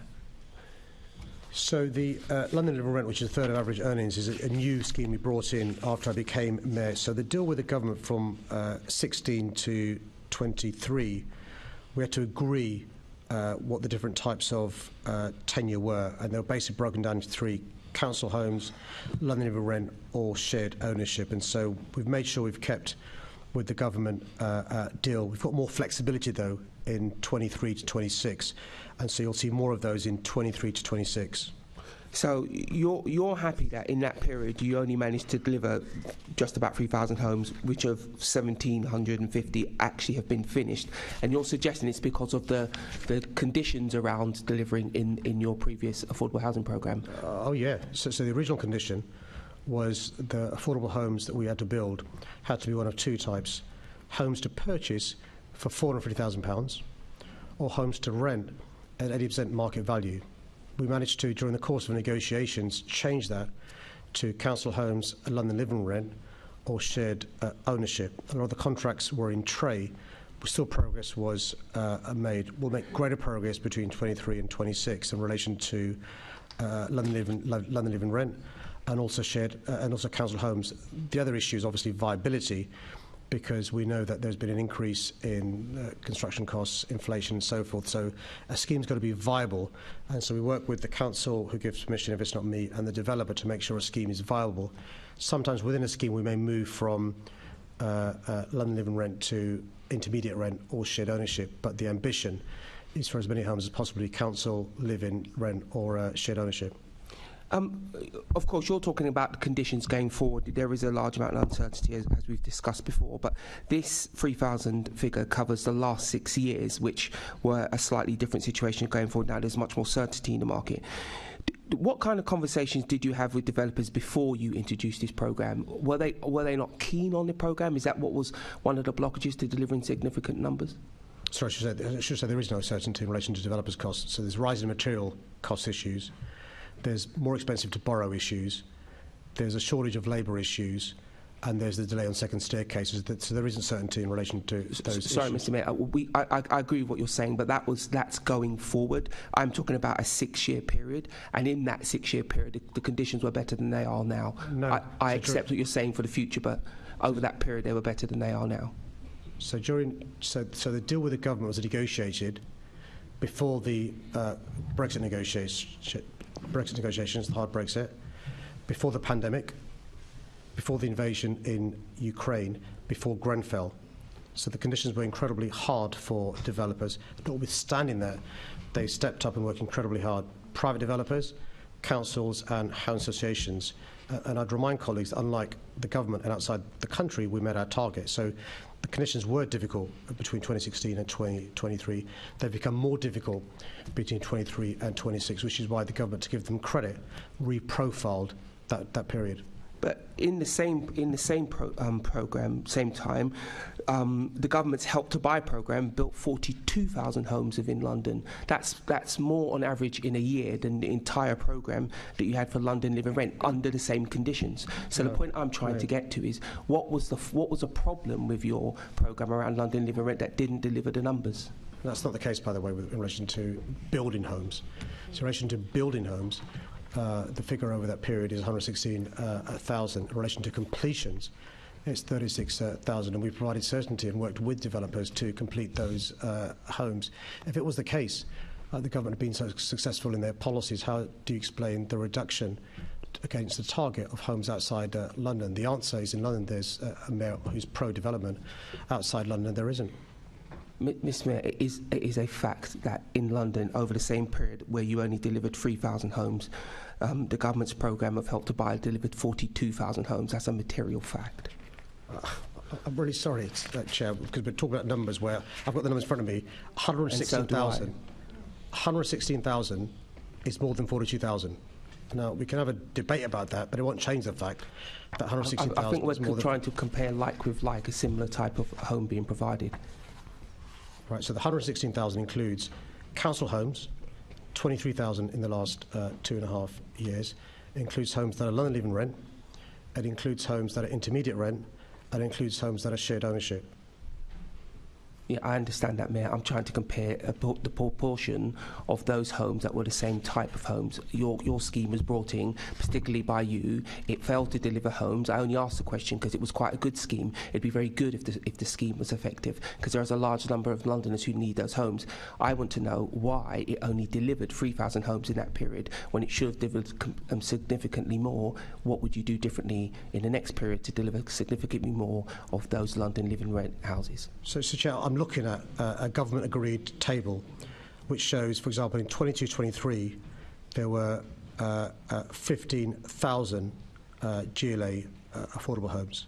In 21-22 there were 12,743 GLA affordable homes. In 2021 there were 11,240. Mr Mayor, sorry to interrupt you. Can we return to this? Because I've run out of time and we can return to this next question time. Excuse me. Thank you. Assembly Member Moema, please. Thank you, Chair. If I could just comment on, I think we are talking about apples and oranges. Help to Buy, as everybody knows here, helped precisely nobody on a housing waiting list. It was money for people to buy a house. They clearly could not afford homes in London, but it has made the affordability crisis in this capital 1,000 times worse. The National Audit Office has repeatedly talked about how it was poor value for money. That money that was spent giving taxpayer cash to people that already could afford to buy homes they could not afford would have been better spent on actually building more homes. So yes, we could have had less Help to Buy, but also had more London Living Rent homes, which are only being built because councils and developers are thinking about the broad range of need in our capital, including those people that are private renters and need those London Living Rent homes who don't qualify for social housing. But it's even worse than that, isn't it? Because what the scheme did was it led to inflation, because a seller knew that the purchaser had this subsidy from the government. And by the way, many of these people on the Help to Buy scheme are on fixed-term mortgages, which have now come to an end. So they're having to renegotiate a mortgage and paying £300, £400, £500, £600 more a month. Now, if the party over there is in favour of higher mortgage rates, is in favour of the cost of housing going up, that's fine. I'm not. Thank you. Thank you, Chair. I think it's now time for a break of 10 minutes, so we should be back here at 11:38. Let's say 39, shall we?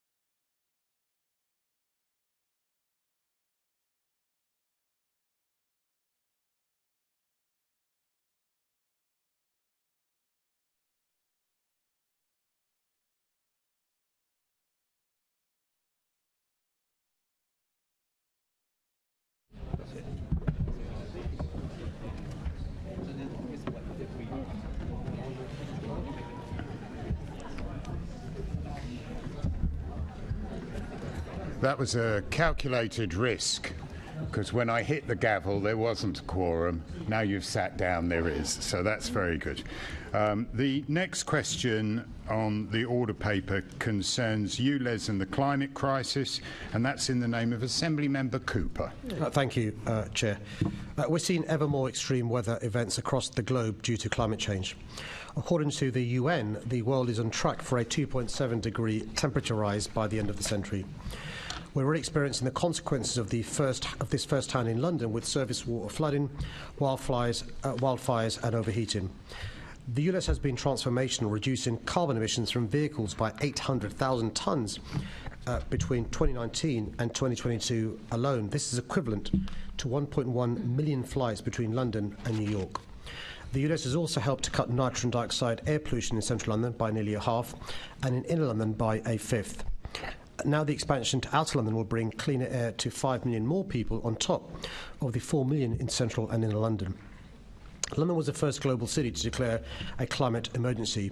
We were the first to produce a 1.5 degrees aligned climate action plan, and then we brought forward our net zero target to 2030 before any comparable city. To achieve this target, we're investing in transport and energy infrastructure and associated green skills. London has over 1,000 electric buses and a third of all the publicly accessible charge points in the UK. We've planted almost 500,000 trees and seen a fivefold increase in cycleways since 2016. On the world stage, London is leading the way, and other cities, regions and countries are watching what we're doing. The cities in the C40 network are united in action to confront the climate crisis. Since I became chair, 2/3 of C40's budget is now dedicated to accelerating climate action in the Global South. And at the UN Climate Action Summit last month, I spoke about our commitment to halve fossil fuels use by 2030. Half all C40 cities are now committed to delivering the air quality pledges that make up the Clean Air Accelerator, meaning approximately 227 million people across 49 cities will benefit from cleaner air and improved health. C40 cities have collectively delivered a 5% reduction in air pollution in the past year. I'm proud that London is leading the way. I'm not prepared to stand idly by when we can save lives and help tackle the climate crisis.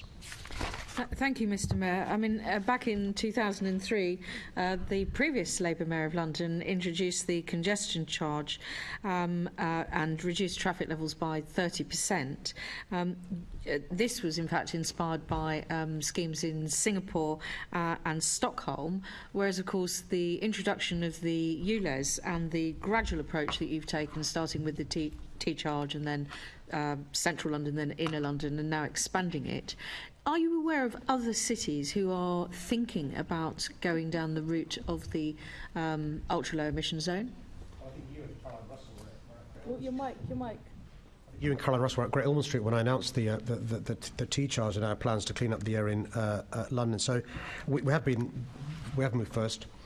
Other cities are working or have worked on or started the process of low emission zones. I think the best comparators are Milan, Oslo and Paris. We know, by the way, it appears New York might finally be going down the congestion charge route. It's taken them some time for a variety of reasons, which I can go into or not. And so, yeah, I mean, one of the good things about cities is we can learn from each other what to do, what not to do, and learn from best practice. Yes. What we have found is that over the years, there was apparently a consensus for some of these measures across the political spectrum. Do you find it disappointing, as I do, that there appears to now be a lack of consensus in this country, for example, pushing back the national target for no further sales of new vehicles that are fossil powered? I think some things should be above party politics. The smoking announcement from Rishi Sunak last week. I'm pleased he's adopted a policy for my streeting, but I'm pleased that Keir Starmer has said that we will work with the Conservatives to get that through. We should work cross-party. We can have examples around same-sex marriage. You campaigned with me in relation to progress in relation to that area. Actually, I think it's really good that it was the Labour Party that began the journey, then David Cameron, as Prime Minister, finished the story in relation to that. I think it's really good, this cross-party work. We had it with High Speed 2 until recently, and we had it with climate change being tackled until recently. I often think sometimes when people use the word delay, it's because they can't use the word deny and not to do action anymore. It's just not acceptable.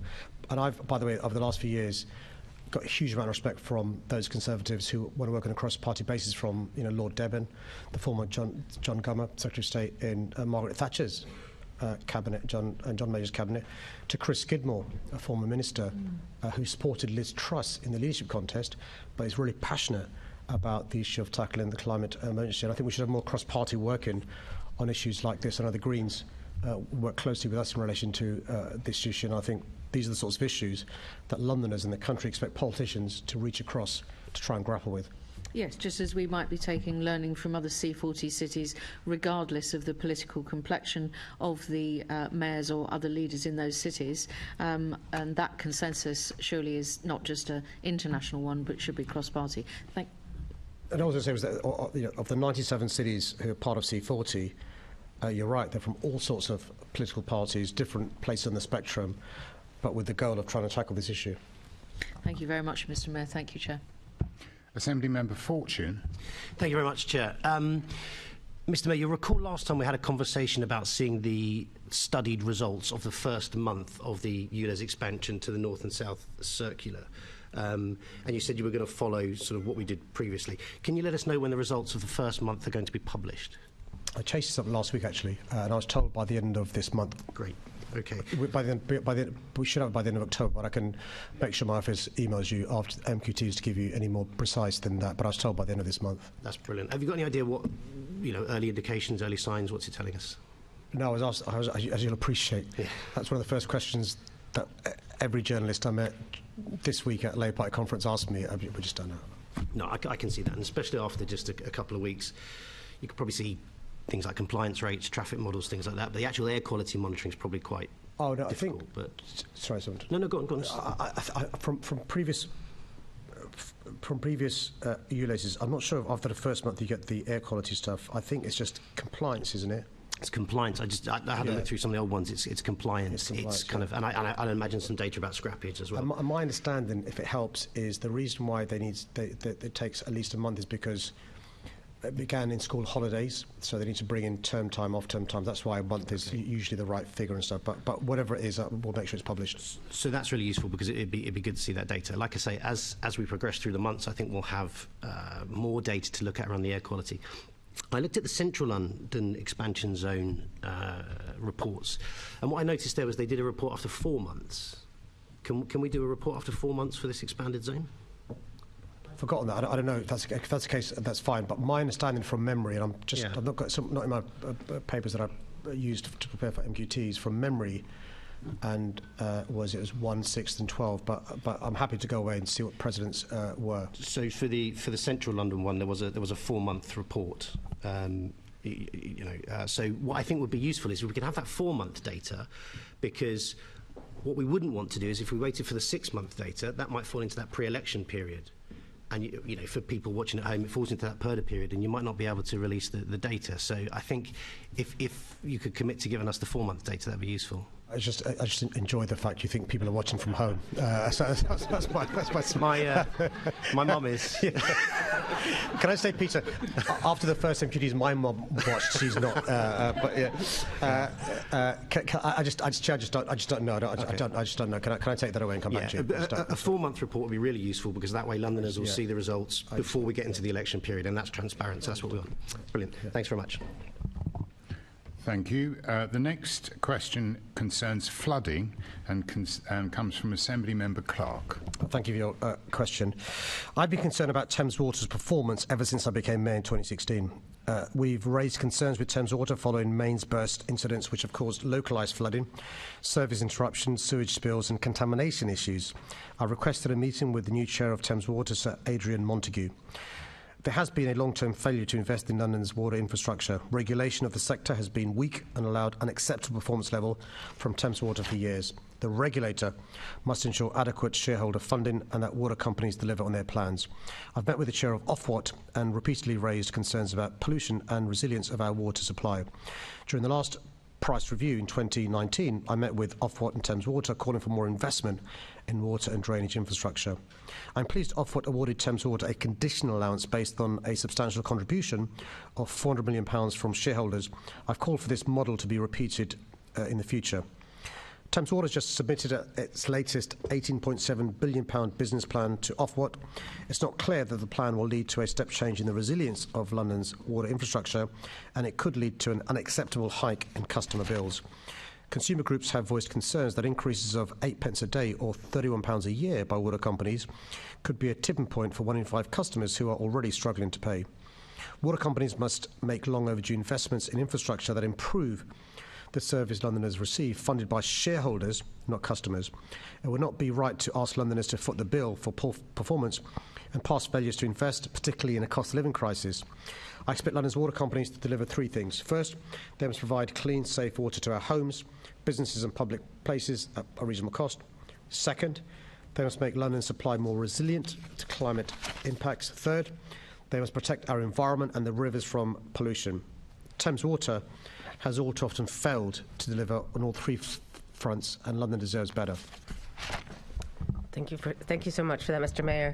I've met with lots of residents who've been directly impacted by Thames Water just failing to maintain the assets that they're meant to maintain.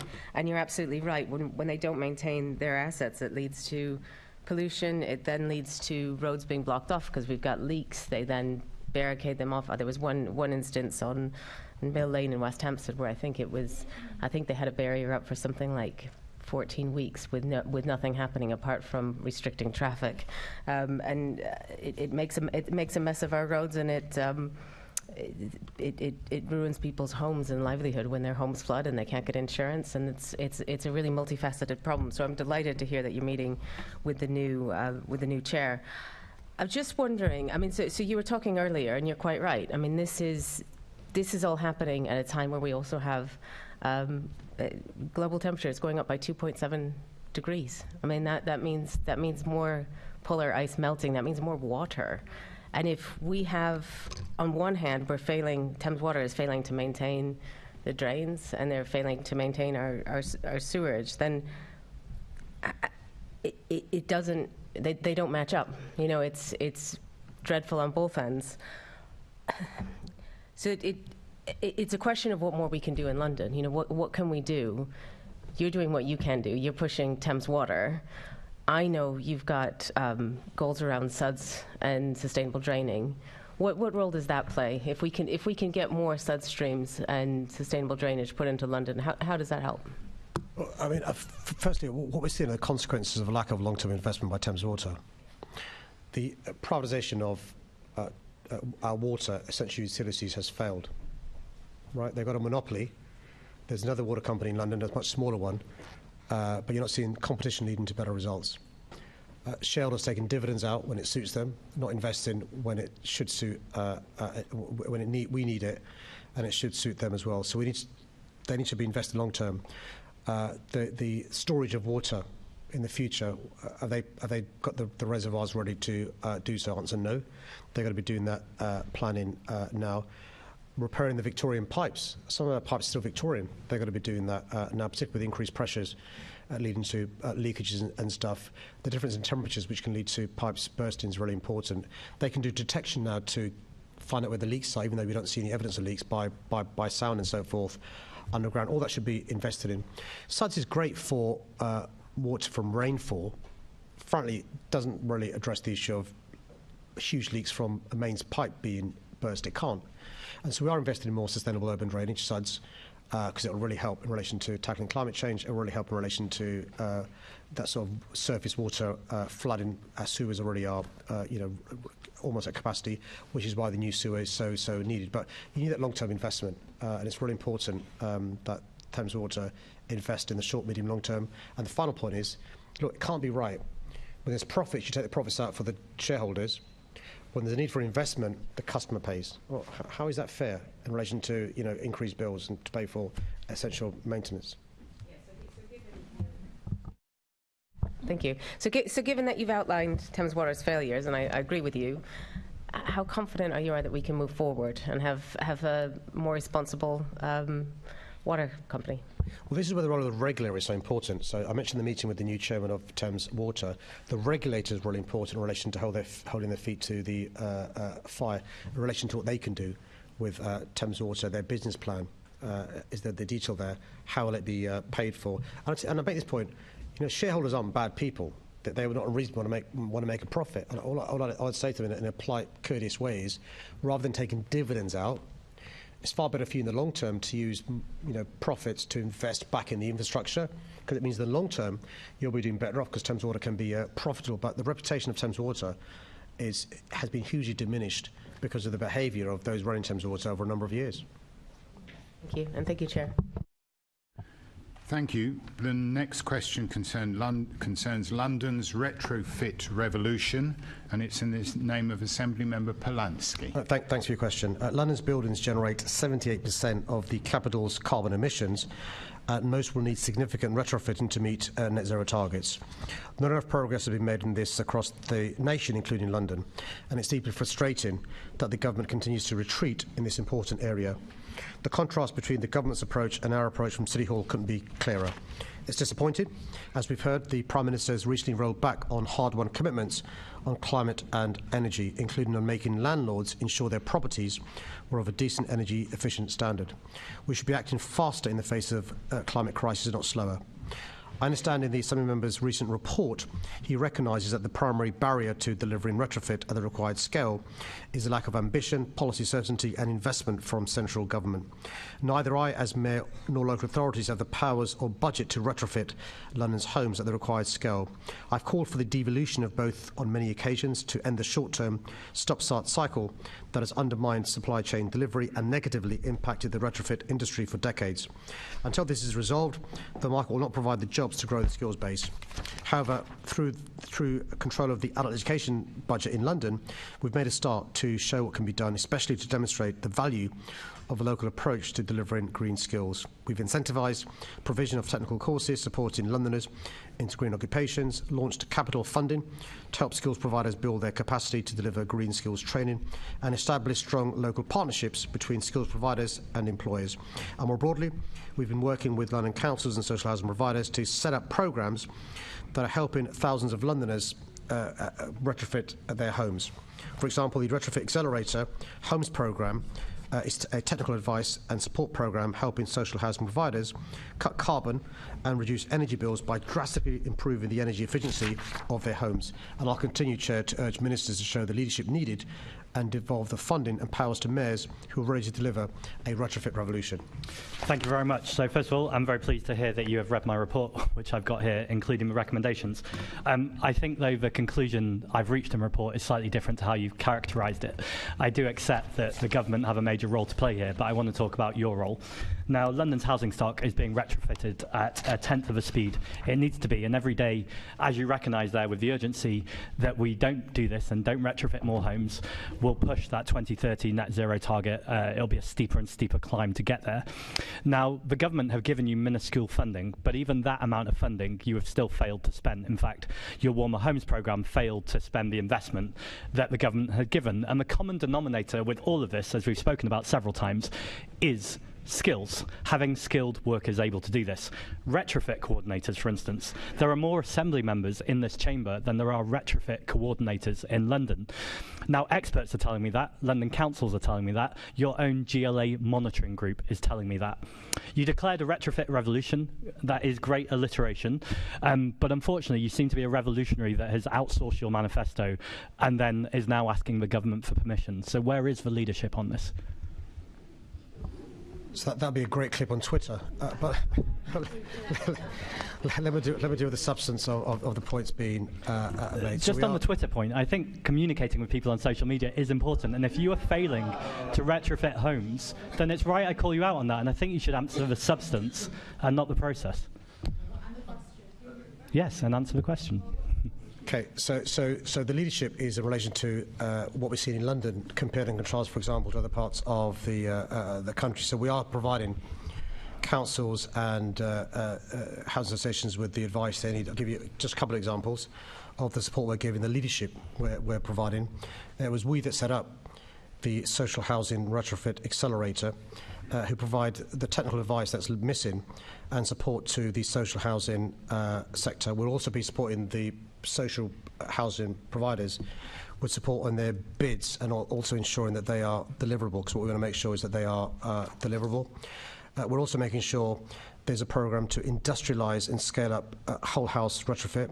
For example, the accelerator programme we introduced is helping already. We launched it in February 2020, cut carbon, reduce energy bills by making homes more efficient, dealing with the building fabrics, walls, windows, floors and roofs, heating systems, and installation of renewable energy, heat pumps and solar panels are just two examples of the help we are giving. So these examples are appreciated, and this is good work, but I think the point is this, is if you don't have the people skilled enough to be able to do this work, you can launch all the programmes you want to, but homes won't be retrofitted. You talked about your adult education budget.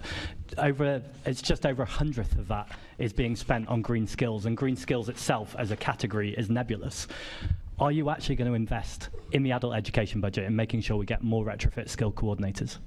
Well, in proportionate terms, more of our adult education budget is spent on green technical skills than it was either before it was evolved. That's green technical skills, that's not retrofit. Or either before it was given to us or given to other parts of the country. One of the issues in relation to courses for retrofit is a lot of people obviously want to be confident there are jobs to go into if they get these skills on bespoke courses. What we're doing is making sure that the courses are right. It could be plumbing, it could be electrician. But you haven't spent the money the government's given you, so how can you say there's no jobs? All the money in the adult education budget allocated to us has been spent. For the last 2 years we've had the after budget. a delay, because you couldn't meet the original investment. No. All the adult education budget money every year has been spent. It's not the case that we've not spent the AEB money. Homes are not being retrofitted and we need to move quicker. Thank you, Chair. Thank you. Assembly Member Cooper, please. Thank you. Mr Mayor, earlier on I was talking about the need for cross-party partnership and international partnerships. And I'm hosting in the living room businesses who will be coming in to talk about low-carbon skills and the kind of skills that are required for this move into the future. We'll also be discussing at the Environment Committee low-carbon skills at the very next meeting next week. The Deputy Mayor for Energy and Environment has told us in the Environment Committee that it would take £55 billion to retrofit housing across London of all tenure to bring it up to the kind of standards that we're talking about. Do you really think the questions that are being asked by the Assembly member opposite are actually really addressing the problem here, which is the need to bring everybody together at national, regional, local government level, but also business and everybody else, housing associations, to work on this project together rather than just producing some specious report with some rather strange recommendations? No, I think we're all grown up enough here to recognise that the purpose of the question wasn't to address the issue, it was to get good info for Twitter, good material for Twitter. And look, we've been working incredibly hard in relation to skills, from the skills roadmap for London, from the work we've done in relation to the skills improvement plan, the boot camps that we have going, which deliver retrofit qualifications from insulation, heat pump, solar, electric vehicle charging point installations, and other things we're doing in London that's not been done elsewhere. But it's really important to understand the importance of support from the centre, because what we know is businesses want certainty. And nobody in their right mind would train for a job that doesn't exist with an employer that's willing to take you and say, yeah, of course, there's a need for these jobs. Of course, there's a need for our homes and businesses to be retrofitted.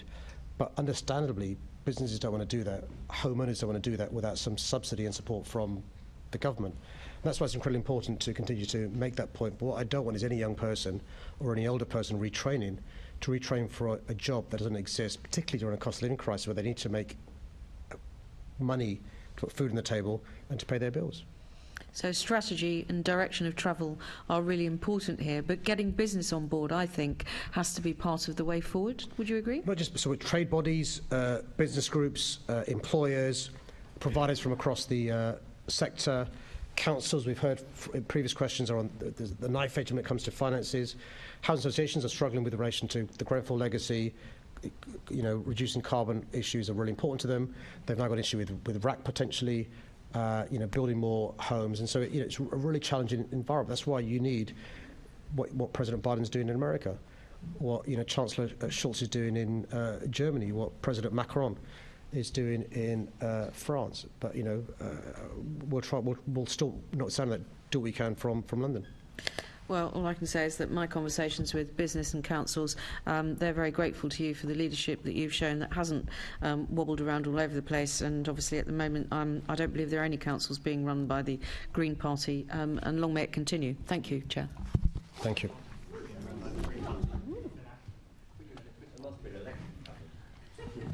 I think where we can be united is to welcome to the public gallery Christchurch Primary School from Redbridge. Give us a wave. Thank you very much. That is a lot of waving. The next question has been withdrawn, so the question now to be answered concerns the Silvertown Tunnel tolling, and it's from Assembly Member Prince. Thank you, Chair. Thanks for the question. The Silvertown scheme has been designed to address the long-standing issues of congestion, frequent closures and a lack of resilience at the Blackwall Tunnel.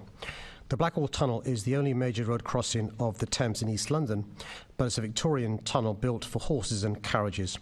It has to be closed around 700 times a year, and just a 6-minute closure causes a 3-mile queue. TfL's plans to introduce charges for the Blackwall and Silvertown tunnels have been public knowledge for years. The first firm plan for the tunnel was proposed by my predecessor as mayor, a chap called Boris Johnson, in his transport strategy of 2009. The document also said that the then mayor would, and I quote, consider imposing charges or tolls to support river crossings, end quote. The statutory consultation materials issued in 2015 under Boris Johnson were very clear that user charging would be needed, both to, and I quote, pay for the new tunnel to be built and to, and I quote, manage demand and ensure that the local road network can accommodate future traffic levels, reducing the environmental impacts of traffic congestion, end quote. At the time, the then mayor, Boris Johnson, proposed a charge of up to £4 for cars and small vans. The application for a development consent order, including the powers to introduce user charging, was submitted in 2016, again while Boris Johnson was mayor. The DCO, the Development Consent Order, was the product of extensive consultation and scrutiny and was approved by the then Secretary of State for Transport, A1 Chris Grayling, in 2018. TfL has committed to a transparent process for finalising the charges. This will be informed by extensive monitoring data, comprehensive transport and air quality modelling, and consultation with relevant London groups through the Silvertown Tunnel Implementation Group. The user charge at the tunnel is essential both to fund the construction of the new crossing at Silvertown and to control traffic levels and prevent traffic diverting through London, to avoid the charges at the Dartford crossing, which is a government-run crossing that has been tolled since it opened in 1963. At the same time, we're introducing options for those who need to cross the river, starting with 20 zero-emission buses per hour using the new tunnel at launch. That will give more people the opportunity to cross the river by public transport. TfL is developing a package of support measures, and I've been clear this should include discounts and exemptions for certain vehicles as well as local residents. There will be a support fund for small businesses and additional concessions for local people crossing the river by bus. No final decisions have been taken on the specific charges or the complementary measures. TfL has always made it clear that the charges will be set closer to the time of the tunnel opening. Details will be shared following further consultation with the Silvertown Tunnel Implementation Group ahead of the tunnel opening in 2025. Thank you, Mr. Mayor. Due to time, I'll leave it there. Thank you. Thank you. The Assembly Member Duval, please. Thank you, Mr. Mayor, in the way that you answered that question, because I think information is quite important to get out there, because there's a lot of misunderstandings. Can you just, in terms of, I think you've made it clear in terms of the tolling, if we didn't proceed with the tolling, if ever that was an option, what would the options be? Where would we, in terms of replacement monies for not having tolls? Is that Yeah, can I just, before I get to the substance of your question, can I just say this? Leonie Cooper asked a question about cross-party consensus. And I make this point, I'm somebody who enjoys criticising Boris Johnson, but where his ideas are ideas I support, I shouldn't be embarrassed of saying so. And actually, Boris Johnson reached a conclusion back in 2009 about the importance of another river crossing in East London. I agree with him. To give him credit, which is unlike me, in 2009, he recognised that to pay for this crossing, but also to avoid there being diversion and displacement to Blackwall, it'd have to be tolled, as indeed would Blackwall.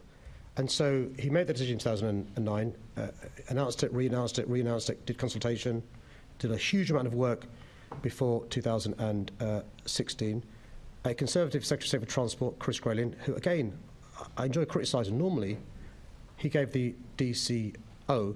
And so everyone's known about it, including MPs I've never heard of who are now campaigning against the toll, because they think there may be an opportunity to win votes at future elections. And it's that sort of behaviour that leads to cynicism from the public in relation to politicians. We're all tarred of the same brush. And so, look, I think there are good reasons that Johnson had to do that. And I think it's really important to recognise what we don't want is traffic being displaced to other communities because of this tunnel having a toll. But also, wouldn't we rather the tunnel was paid for by future users rather than monies diverted from the TfL budget, which already has got huge pressures on it? And in doing that and thinking further forward, is there likely to be, of course, in terms of considerations, a residential discount for those on either side of the tunnel opening? There has to be. I think you're spot on in relation to advocating for your constituents about the importance of schemes, concessions, exemptions for residents, for businesses and others. And so we're looking into all of that. By the way, that wasn't in the original plans. Those sorts of things weren't in the original plans. And so we're doing all of that, which is incredibly important. So what we don't want is those least able to pay the toll, those who need it the most, not being able to use it. And all that work has been done. Thank you very much. Thank you. Thank you. The next question is in the name of Assembly Member Russell, and it concerns reducing road danger in London. Chair, can I thank the member for the collegiate way she's worked on this issue, supporting TfL and City Hall. Every death and serious injury on London's roads is devastating, resulting in heartbreak and suffering for victims and their loved ones. That's why we introduced London's Vision Zero strategy, which aims to eliminate deaths and serious injuries on our roads by 2041. I'm pleased that we're working with London boroughs and the Met Police Service, Transport for London, has made significant progress with both deaths and serious injuries in London falling faster than the national average. In 2022, compared to the 2005-2009 baseline, the number of people killed in collisions in London reduced by 52% overall and by 65% for collisions involved in London buses. There was a 38% reduction in the number of deaths and serious injuries overall, with the number of children killed or seriously injured falling by 63%. But of course, further action is needed, as every injury and death is a tragedy. Last month, TfL hosted a Vision Zero summit to mark 5 years of Vision Zero in London. It was an opportunity to review progress and discuss opportunities to go further. Making our streets safer is one of the most important things we can do. TfL with the boroughs has increased fivefold the size of the cycleway network since 2016 to reach over 350 kilometres in 2023. We've also improved 44 dangerous junctions, supported the delivery of over 500 school streets and lowered speeds across the capital. More than 142 kilometres of TfL roads now have a 20 miles per hour speed limit. Since we introduced London's pioneering direct vision standard for trucks, we've seen the number of fatal collisions where vision was a contributing factor reduced by half between 2018 and 2021, with provisional data indicating a continued fall from 21 to 23. The standards are set to tighten further in 2024, which will further improve safety on our streets. Supporting those impacted by collisions is also crucial. I'm pleased that a new victim support service pilot has recently been launched involving TfL, MOPAC, police services, Brake and Road Peace. This will significantly enhance support for victims affected by the most serious road traffic collisions in London and those experiencing bereavement. Referral will be made by police services, removing the onus on victims to seek support, and this will complement the Sarah Hope line. Thank you, Mr. Mayor. And after you and I discussed the tragic case of Mandy Garner's daughter Anisha in November last year and the lack of support available for victims of road collisions, I met with Will Norman and some of the campaigners to discuss the support these road collision victims need. And I'm really glad that you have clearly listened to their calls for support. The one-year pilot announced last month of enhanced support for victims of traffic collisions is incredibly welcome, and I look forward to seeing how that work develops. But the other thing that was particularly welcome was that the Met Police were so actively involved in the Vision Zero Summit. Now, this is a huge change from June 2021, when the Deputy Mayor for Police and Crime said to me at a PCC meeting that Vision Zero oversight and delivery is, and I quote, very much with TfL and the Deputy Mayor for Transport. So it's really good to see the Met stepping into that Vision Zero space.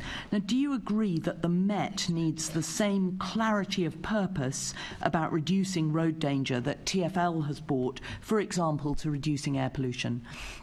It's really important to be joined up, and one of the dangers of structures is they work in silos, and we need to remind them to work horizontally as well as silos. So the good news is that MOPAC is contributing £100,000 towards the pilot. TfL's contributing £200,000. So that shows evidence of support, but also just to reassure you that the service is delivered by, yes, Brake and Road Police, but they're working really closely with the Met Police Service and the City of London Police for obvious reasons that you'll appreciate, supported by our funding. So that hopefully will lead to a change in thinking. I think working together and having empathy leads to a change in thinking, and we think we got there now. Certainly, it definitely feels like a step in the right direction. So while preparing for today, I was trying to check the number of officers in the Road Transport Policing Command.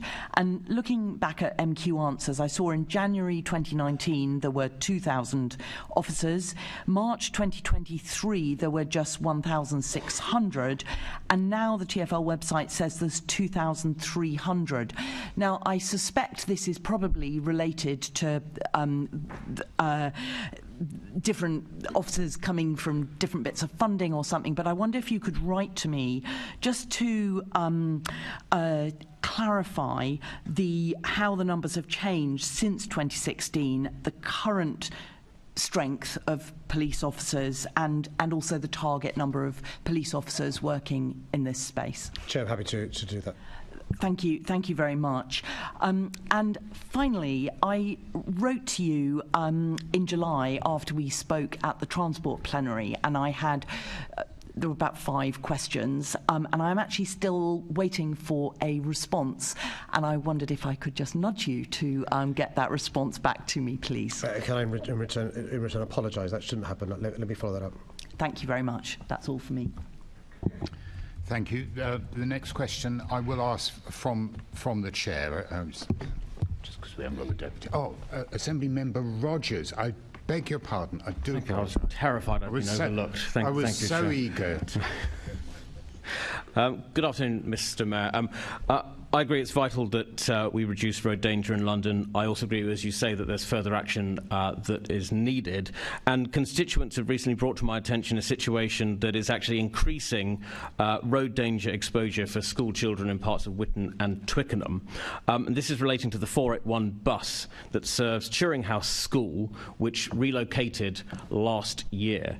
There were issues with that bus service at the time of the relocation. That seemed to improve throughout the year, but at the start of this academic year, the service has shown itself to be quite inadequate, and I've had an avalanche of complaints from parents, stories of school children being crowded out of buses, having to walk several miles home, crossing major roads, and obviously being exposed to greater road danger. I've raised this with TfL, but I'm yet to see a response. So my ask today is, could you please raise this with your team and ask them to look into this as a matter of urgency, please? Yeah, can I just say, I will do that.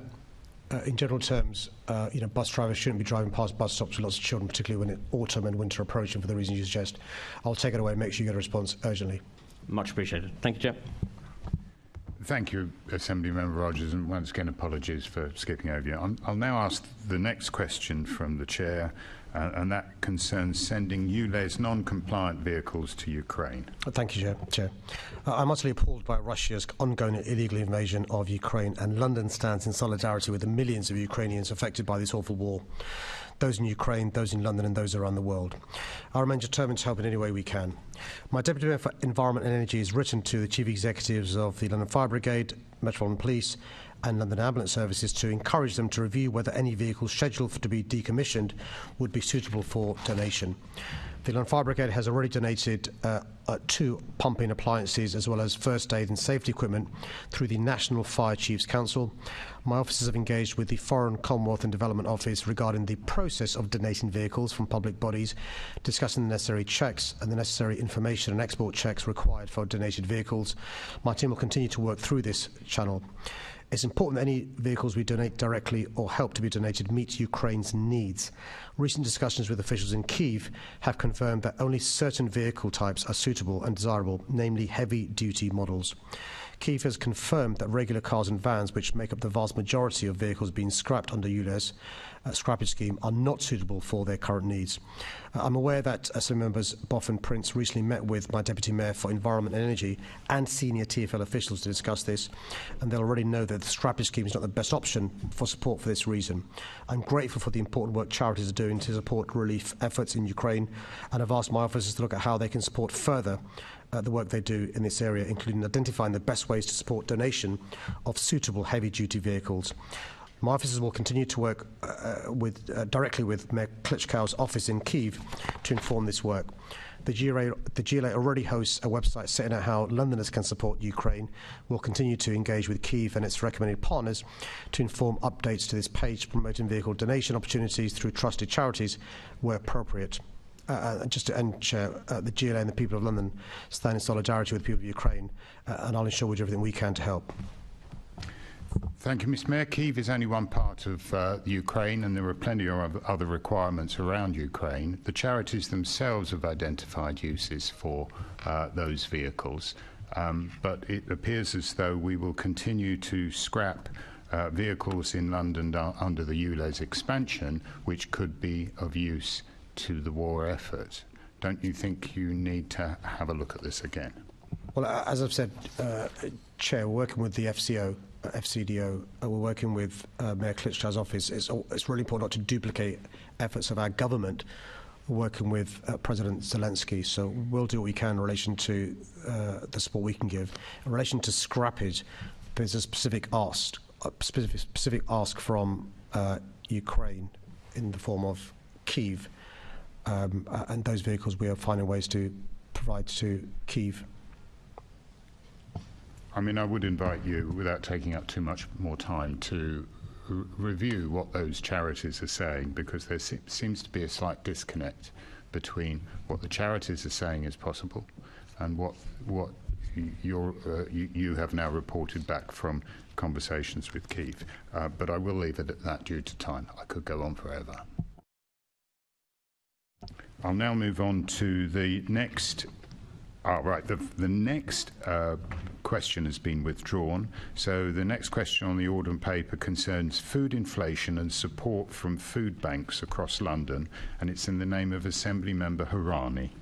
Thanks, Chair. Thanks for the question. Rising food price rises have put huge pressure on Londoners' budgets, especially low-income Londoners who have to spend a higher proportion of their income on food. Every Londoner should be able to choose healthy, affordable, good food. But with benefits too low to meet basic costs, food banks and other community food providers across London continue to provide what is sadly now a vital service.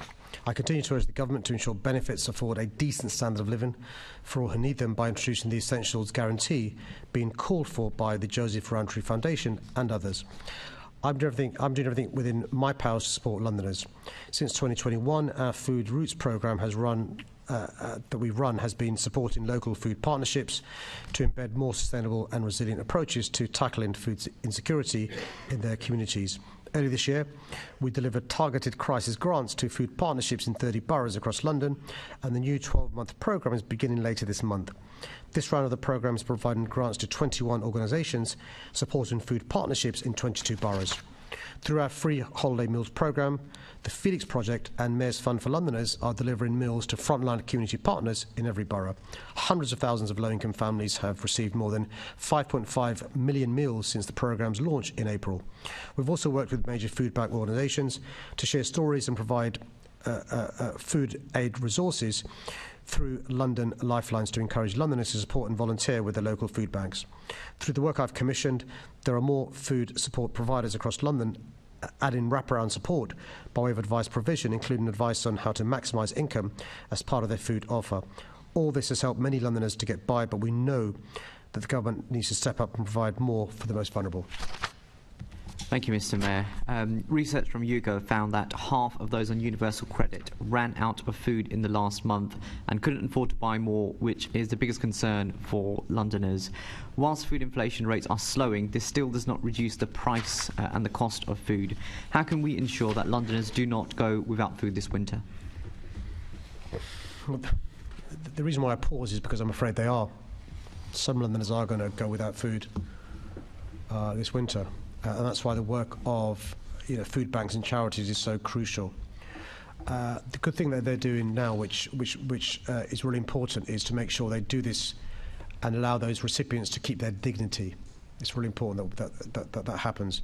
And so, look, particularly this time of year, all of us will do what we can in relation to donations. But the other problem is there are because of the cost of living crisis, many of us who otherwise would have given surplus food at shopping centres, food banks are not doing so, and so I can't pretend it's not going to be a tough winter, but the good news is there's an autumn budget coming up which provides an opportunity for the Chancellor to give some additional help to families this winter, and many of us will be lobbying him to do so and hoping he does.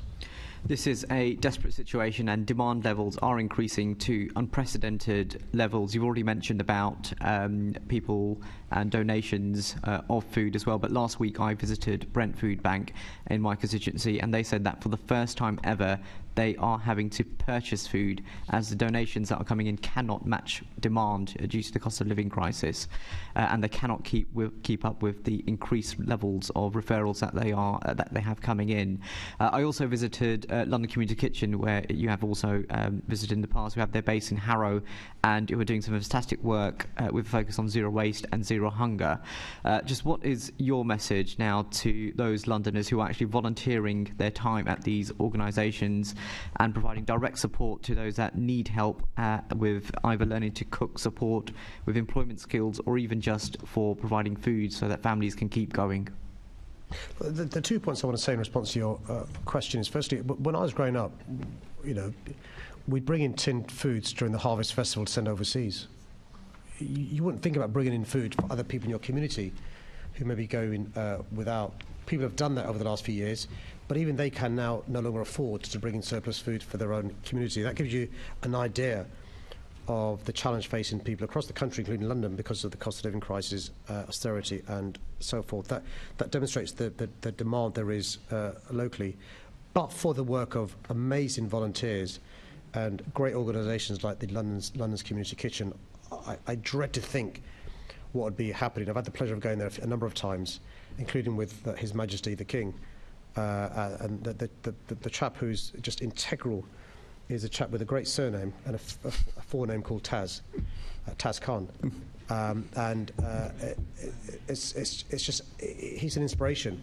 He's brought the community together, volunteers go in, he's working with the local community, local businesses, and they're working all day, all week, including weekends, and it's remarkable. And you sort of think, what would happen in your community if they didn't exist, if there weren't those volunteers, if there weren't people donating? And we'll do what we can to support them, and I'd encourage anybody who's got spare time to go and volunteer at the London Community Kitchen and other food banks in your own community. If you can afford to do so, donate either money or surplus food. It's really important, they need it. Thank you, Mr. Mayor. The next question, I've got time for it. The next question is in the name of Assembly Member Polanski. How much time have I got? 25 seconds. Ah, right, okay. This is going to be a sprint for you, Assembly Member Polanski. In fact, it takes longer to read out the title of the question than you actually have time left. So it concerns climate resilience review, call for evidence submissions. Assembly Member Polanski. Thanks, Chair. I've got a sort of 2-minute answer, but shall I jump the answer now and allow the member to come in with a supplementary? I think basically I just want to say how important it is that disabled voices are included in all of this, and particularly how the solutions to the cost of living crisis are the same solutions to the climate emergency. But I think we're pretty much agreed on that. Seconds. I checked to make sure the concerns he had are being addressed, and I'll write in the answer because he'll be reassured that disabled groups are being involved in relation to this important piece of work. Thank you. Thanks, Chair. Thank you very much. The next question is in the name of Assembly Member Duval, if I'm right, and that's travel concessions. Thank you, Chair. Thanks to Assembly Member Duval for stepping in for Ellie Baker. Travel concessions are very important to Londoners, and TfL offers a wide range of concessions to millions of Londoners each year. I'm proud that during my first 5 years as Mayor, I froze all pay-as-you-go fares on TfL services. This freeze still saves Londoners hundreds of pounds each year compared to the cost they would now be paying if fares had risen in line with inflation. I also introduced the Hopper fare, allowing passengers to make unlimited bus and tram transfers within an hour. I know Assembly Member Pigeon is a big fan of this. Over 900 million bus journeys have now benefited from the Hopper. Despite the previous government's best efforts to remove the 60-plus Oyster card and the Zip card for under 18s, I've protected these vital concessions for Londoners. School groups in London can travel off-peak for free to various venues during the school day. Discounted travel is also available for eligible students, those on work placements, and first-year apprentices in London. There's also concessions for eligible veterans and job seekers. In addition, national rail card holders, including those for disabled, young and older people, generally receive a third discount on off-peak pay-as-you-go registered Oyster card journeys. The same discounts can be applied for annual gold card holders. And I was delighted to announce earlier this week that TfL will open a new concession scheme for care leavers by spring 2024. This will offer for the first time ever half-price travel on bus and trams in London for eligible care leavers aged between 18 and 25 years old. This is all part of my work to create an equitable transport network for London, saving them more money wherever I can and defending their travel concessions from government cuts. And it clearly is a major policy initiative around transport poverty, isn't it? Your protection of those concessionary schemes is quite important to you, but also in terms of what you've tried to do in terms of defending Londoners against the government agenda of reducing those concessions. Can you just tell us, if we could look forward a bit, what your aim and objectives would be? Is it an aim and objectives to continue to protect those? But can we also talk about, in terms of general fares as well within that transport policy, because working Londoners are facing increasing pressures with the cost of living crisis? Yeah, spot on. What we've sought to do is to make sure public transport is accessible, is safe, and is affordable. It's a really important three legs to that stool. And so on the affordability bit, we've got to recognise you're not going to encourage people to use public transport if it's out of their reach.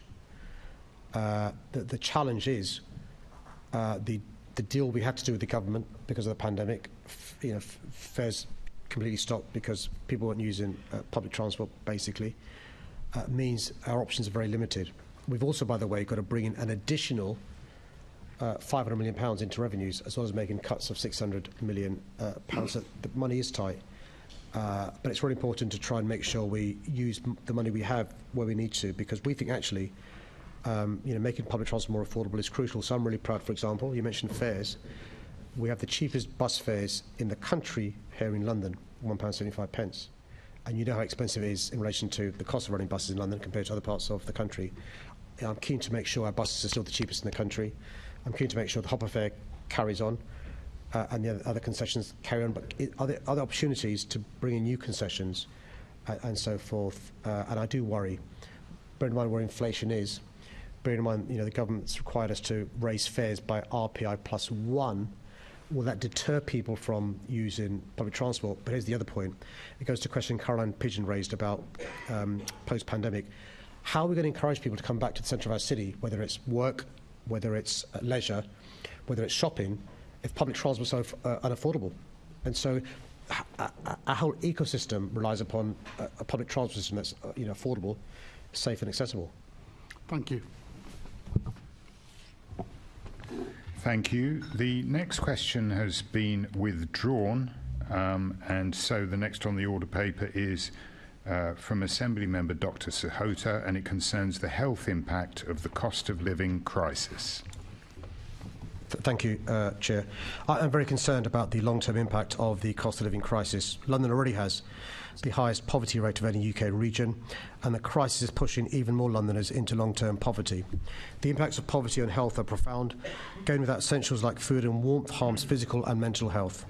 Levels of anxiety, depression and suicide are all strongly linked with poverty, as are physical health conditions like diabetes, asthma, tooth decay.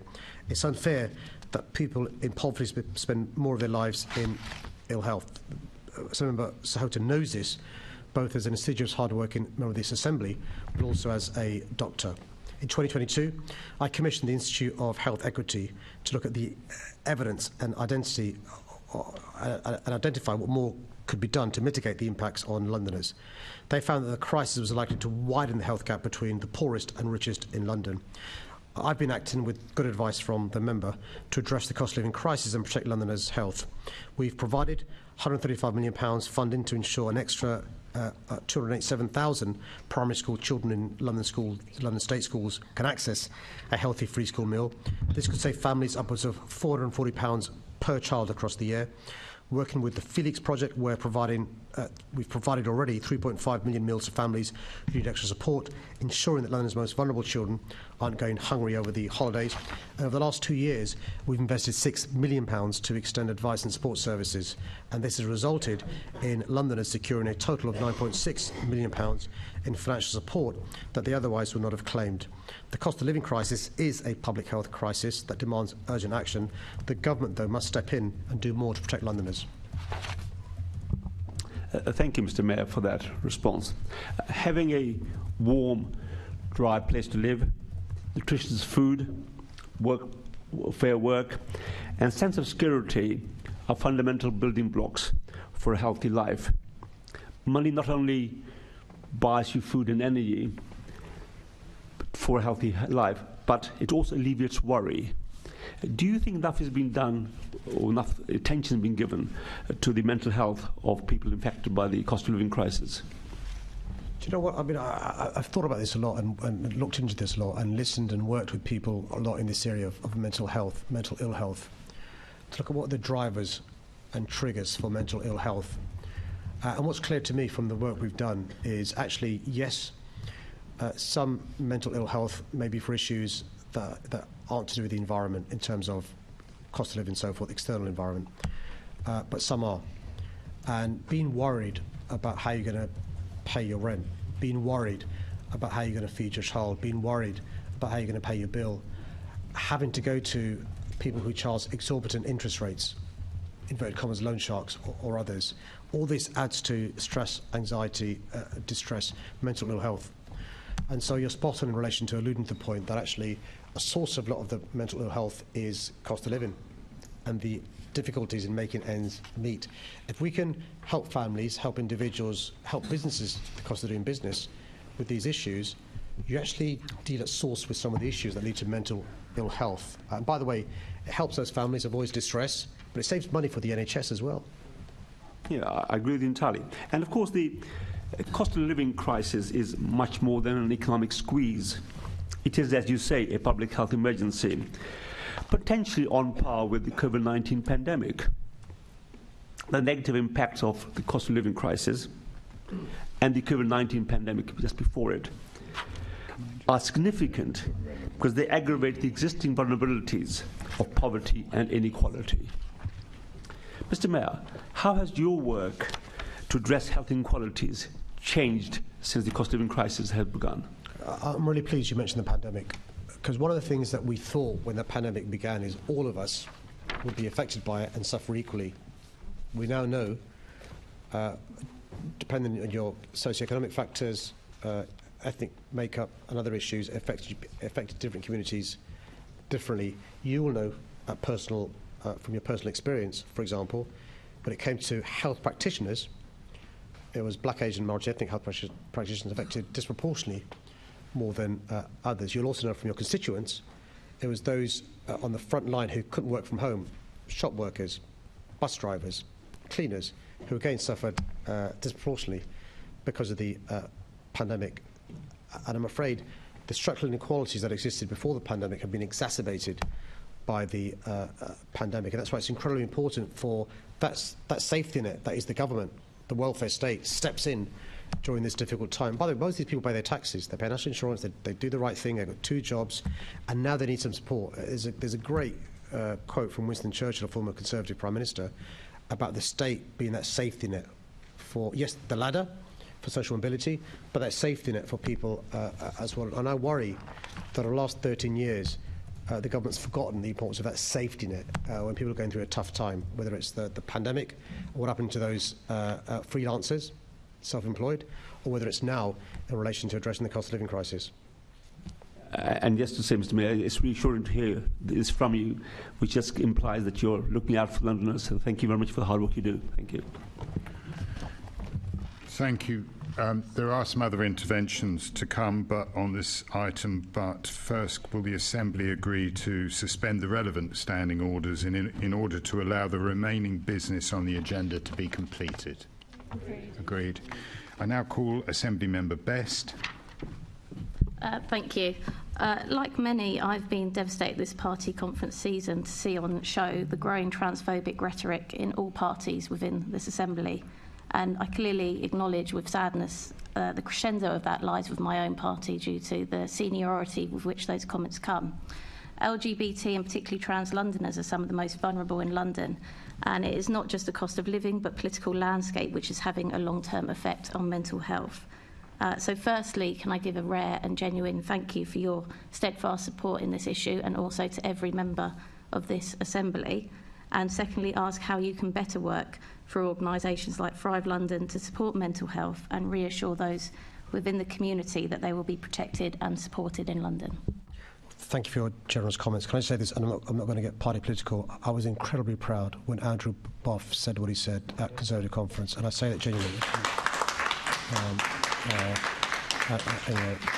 And it's really important to recognise, I don't make Andrew blush, but how difficult that must have been. I'm a loyalist like he is to our parties and stuff, so that's all I want to say, because this mustn't be party political, because the way you've raised the question is you've tried not to be and stuff as well.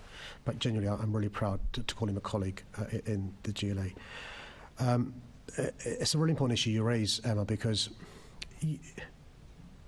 I'm careful what I say, because I'm conscious that when we speak in this fora,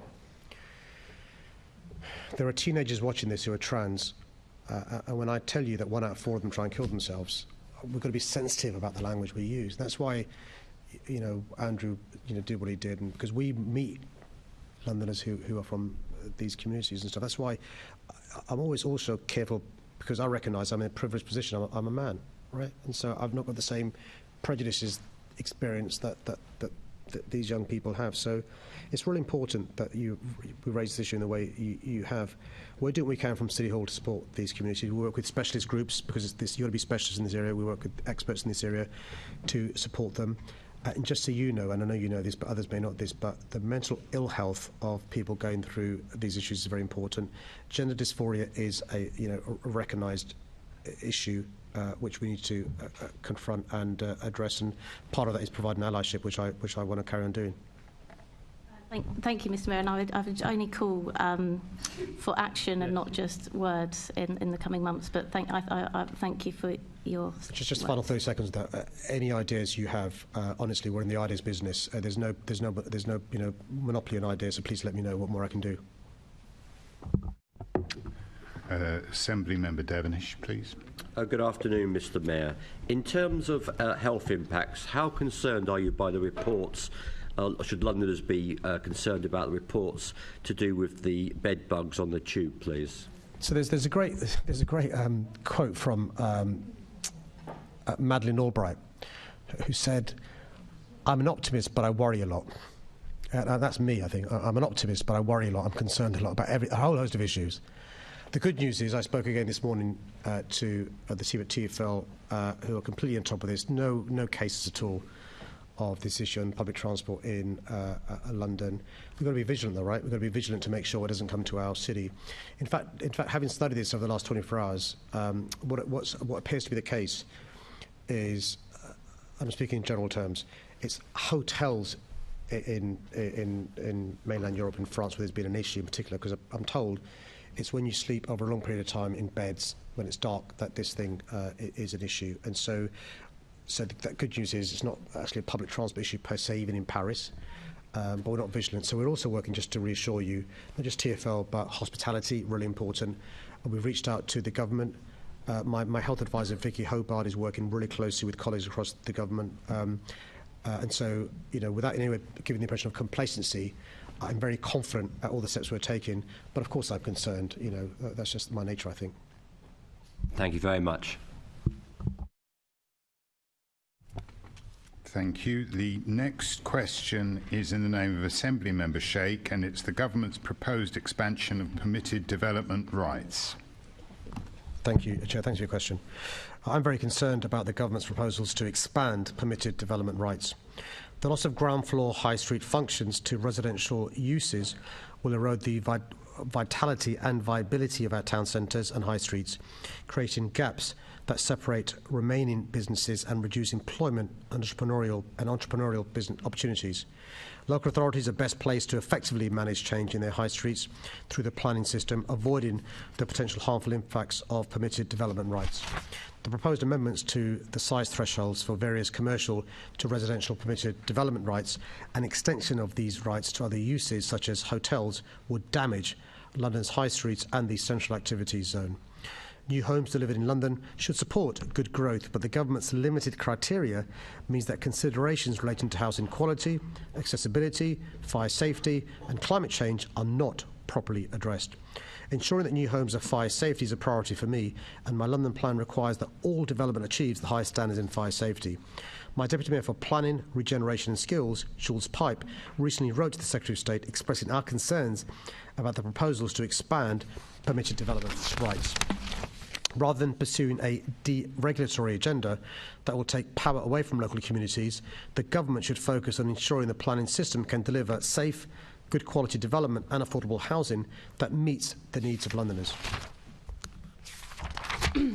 Thank you, Mr. Mayor, and good afternoon to you. And I agree with everything you've outlined in terms of your concerns to expand the permitted development rights that the government is currently consulting on. The Labour Group share those views. We have done for a long time. We see PDRs as something that compromise the planning system rather than improve it. And so the idea that we would expand the sort of muscle within the legal system for PDRs is very concerning. I kind of wanted to put it in the wider context. Planning reform seems to be the hot topic at the moment, whether it's the Levelling Up and Regeneration Bill from the government or whether it's the announcements at the Labour Party conference recently.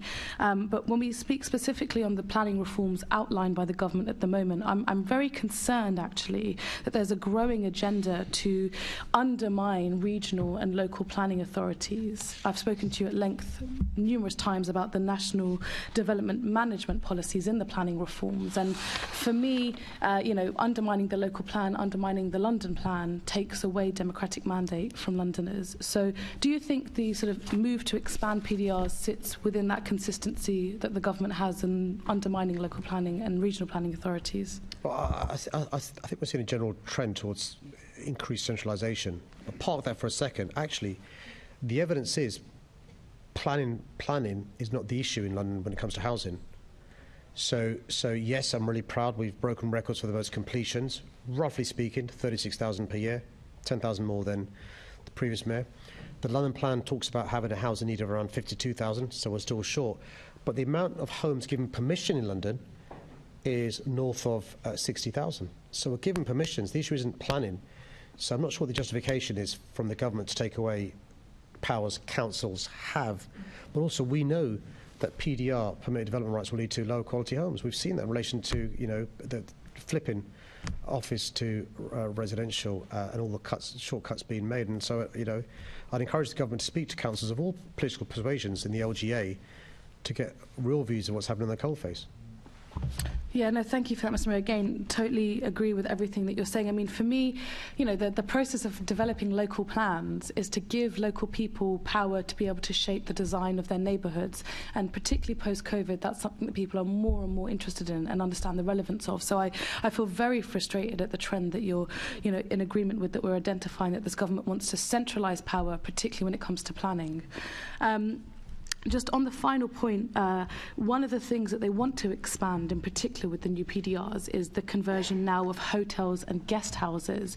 And I was wondering what you thought about that in terms of its effect on the economy, but particularly around tourism, because obviously, as you know, London is a fantastic international city. So if we begin to lose hotels and guest houses, will that compromise the tourism industry in the UK as well? So we've had a remarkable summer when it comes to tourism. A remarkable summer. You know, London is back. We've had more visitors than in terms of flights coming in 2019. We yesterday began Freeze London 20th edition. Madonna's going to be in town very soon, and so we've got a great autumn and winter programme lined up as well.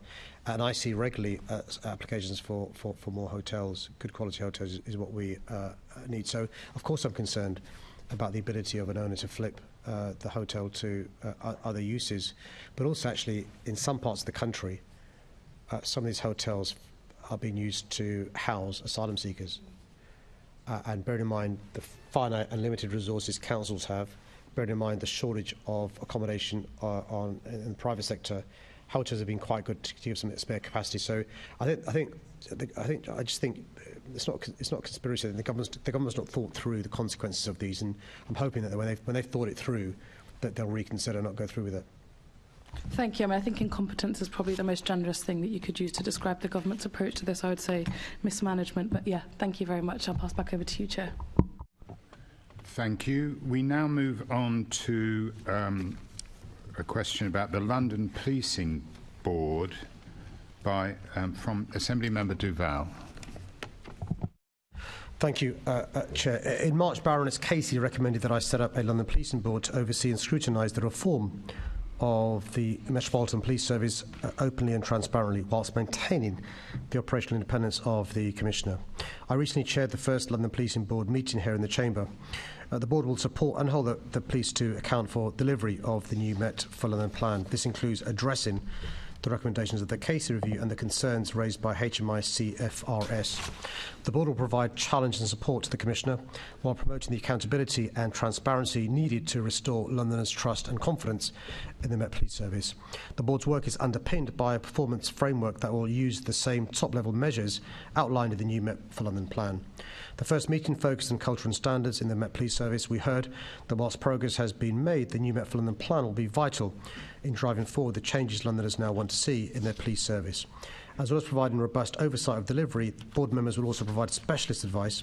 I was impressed by the challenging and thought-provoking questions that the board asked of the Commissioner. I've been determined as Mayor to shine a light on the true extent of the cultural problems in the police. This is the only way to properly address deep-rooted issues and regain the trust of Londoners. Thank you, Mr. Mayor. In terms of the recent reform of the Advisory Policing Board, can you tell us in terms of what steps that you're going to take to ensure that, you know, the transparency of what took place in MOPAC, which was one of your objectives, to bring that out into the open, is followed up? Just describing a bit more detail for that around those issues, because ultimately you're still going to be taking the decisions. Yes, the way I see this is part of MOPAC's role, to provide me with specialist advice to assist me in my strategy to hold the Met Police Service to account and support them as well. So this is not taking away, in my view, the work of the Police and Crime Committee. It could be the work of the Mayor's Office of Police and Crime. It's part of the work they do to assist me in my statutory and constitutional function. And in terms of that, you've mentioned the Police and Crime Committee, and there's an ongoing negotiation with the police about how they service that. Have you got a particular view on that around police involvement in attendance of the Police and Crime Committee? Look, I know the Commissioner's keen to assist the PCC and the Policing Board as well. He understands the importance of elected politicians holding him to account, whether it's here in the Assembly, here in the City Hall, or whether it's the Home Affairs Select Committee. What I've got to do is make sure that we don't have so many obligations on him coming to meetings with me or with the Deputy Mayor or with the policing board that he can't also see you as well, because his core job is obviously crime fighting, right? But I think he gets the importance of accountability, but also sometimes, and I say this, genuinely, there's great ideas coming from elected members because of their relationships with different communities and stuff, and I wouldn't want him to miss out on that. And by virtue of the fact you're elected, it gives you, an important role in both your expertise in advising, but also in challenging. And also part of your reforms in tackling the culture and attitude of the police service to working with our communities is about that community engagement piece. So in terms of your rebooting it, do you want to give us some flavour of that, of where you want to see that be in terms of that community engagement? I've got to say this. I've thought long and hard about this over the last 7 years, and before that when I was a parliamentarian, and before that when I was a lawyer. But the Commissioner of the Met Police Service, whoever he or she is probably the officer who spends most time being held to account than any police officer in the country, I'd argue, probably around the world, right? Whoever he or she is, because of the various meetings they go to, media and so forth. This Commissioner's taken it to another level. This Commissioner has spent a number of evenings and days going around London. I mean, the new Met Plan for London, he personally did, I think, almost 20 meetings across London. And his senior team did other meetings that he couldn't do, engaging, reaching out, not just listening and engaging, but responding, both in terms of his iterations of his Met Plan. He changed it during the course of that iteration. And I think that bodes really well. So it's not simply City Hall and House of Commons and the media, all really, really important that he holds himself open to account. But he's in the community as well. And him and Dame Lynn and that entire top team, the way they're treating Londoners is very different to my experience in the past, and I welcome it. And just in terms of the issues that are going to come across the advisory board, one of the big issues, it seems to me, that needs to be addressed, which is not being mentioned by the senior management of the Metropolitan Police Service, is about recruitment and retention. And recruitment can derail all our plans and ambitions, from the dealing with the inspectors' reports to dealing with the attitude and cultural issues that need to change in the Met to give us effective policing in London. What's your view of this particular issue? We're not quite in crisis at the moment, but it couldn't be too long before we will be, and have issues of not having enough police officers in the right places to deal with tackling crime. So on that, the good news is both the Met Police Services Management Board have recently recruited two new members to that who've got expertise in this area. Secondly, the London Policing Board has expertise in this area. But thirdly, if Sir Mark would say, I'm sure he would say, and I agree with him, there's actually a crisis across London in terms of recruitment to the public sector, whether it's record numbers of vacancies in the health service, record number of vacancies in social care, record number of vacancies in certain sectors, and in the police. And the market is operating, it's quite hot in the sense of it's really difficult to recruit. And so if you've got, you can't recruit at the pace you want to recruit. The journey between applying to be a police officer and joining takes months, and others are obviously poaching those people who could be police officers. There's that issue. There's a second issue about retirements and people leaving. Sometimes we welcome them leaving because they're not officers we're going to be serving. And so you're spot on to raise this as an issue. We're live to it. So there's a gap between the money we've got to fund police officers and the number of police officers, right? But also that gap could widen unless we address this issue. A lot of these things are outside our control, though. Housing in London is very expensive. Other jobs you can get with a higher pay, less stress to your personal safety and so forth. So we're doing what we can, but Smart gets it completely. Okay, and one last question really is about a topical issue. Tackling crime effectively in London is also about the judicial process that we're going through, but also the prison service crisis now. What steps are you taking to prepare when judges aren't able to imprison the most serious criminals who need protecting. I'm very worried what's going to happen next week when judges are put in on bail into our communities. People should be locked up. Yeah. And in that sense, you've making representations to the government about emergency measures that they should be taking. We shouldn't be waiting until next week. They should have been. They could see this coming within the. We shouldn't be where we are. We shouldn't be where we are. It's outrageous. Yeah, I do apologise, Labour Group, out of time. Assembly Member Hall. Thank you. Mr Mayor, do you think it's actually appropriate for your deputies and your Chief of Staff to select the members on this policing board? I think it's absolutely appropriate that we advertise for people to apply to be on the London Policing Board. We use external experts to recruit people on the London Policing Board. I think hundreds of people applied to be on the London Policing Board.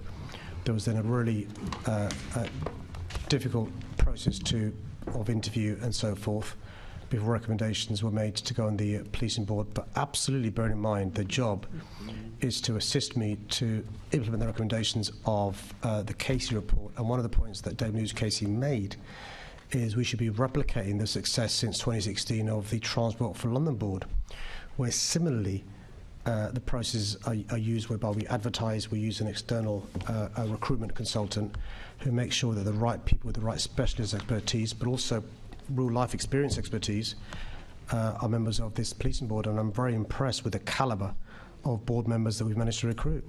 Well, it's amazing.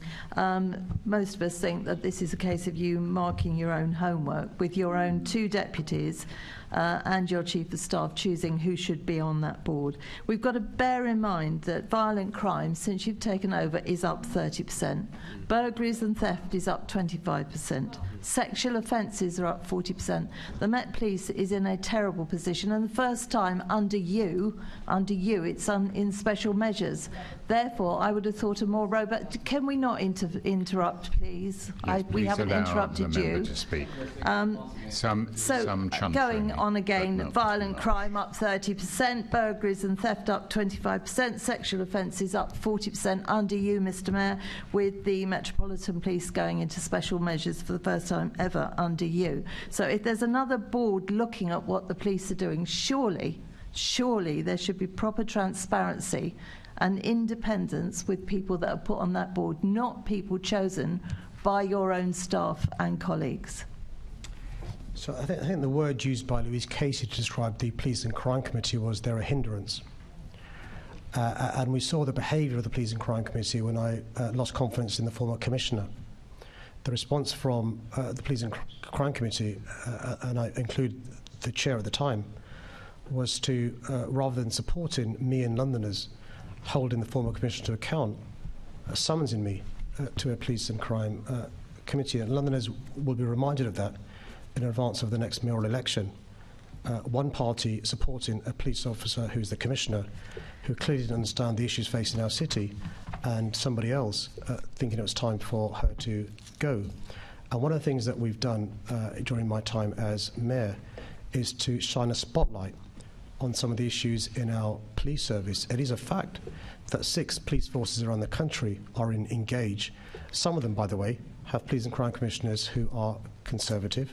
And we've worked closely with Her Majesty's Inspectorate, Dame Louise Casey, those that also did the independent report into Daniel Morgan to address those issues. And part of the recommendations made by Dame Louise Casey was a policing board for London, akin to Transport for London. So now it appears the official Conservative policy is to ignore the recommendations of Dame Louise Casey. Well, listen. No, don't make things up as you go along. That's ridiculous. I mean, the Chair, I'm trying to answer the question.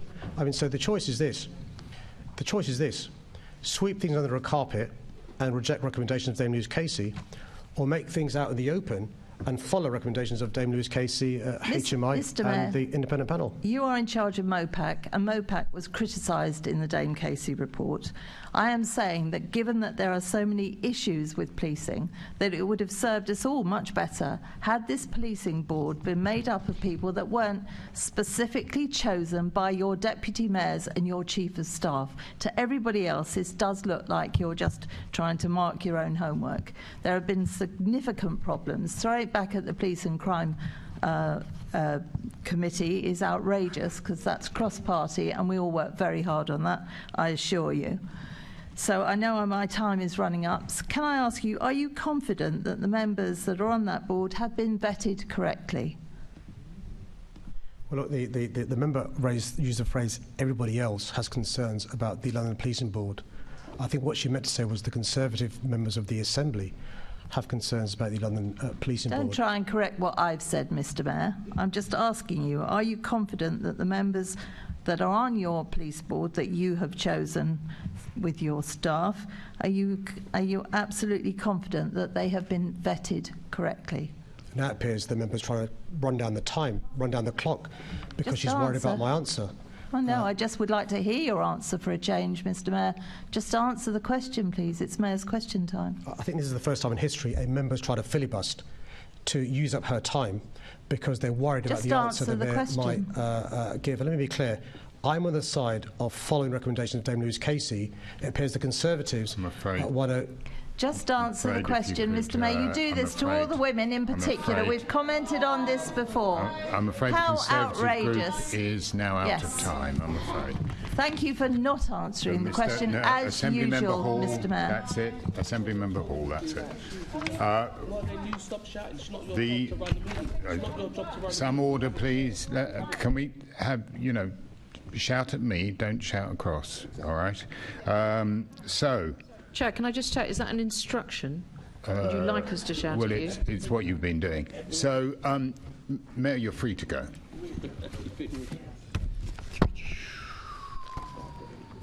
I understand there now is an amendment to the motion that is set out in my name. That is being circulated.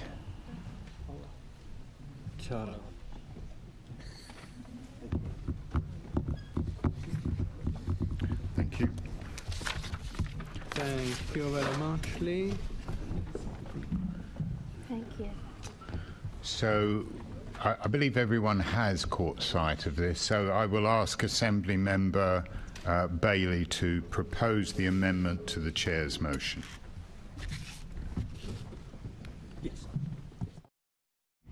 Please do. Yep. Sorry, Assembly Member Lord Bailey. Sorry.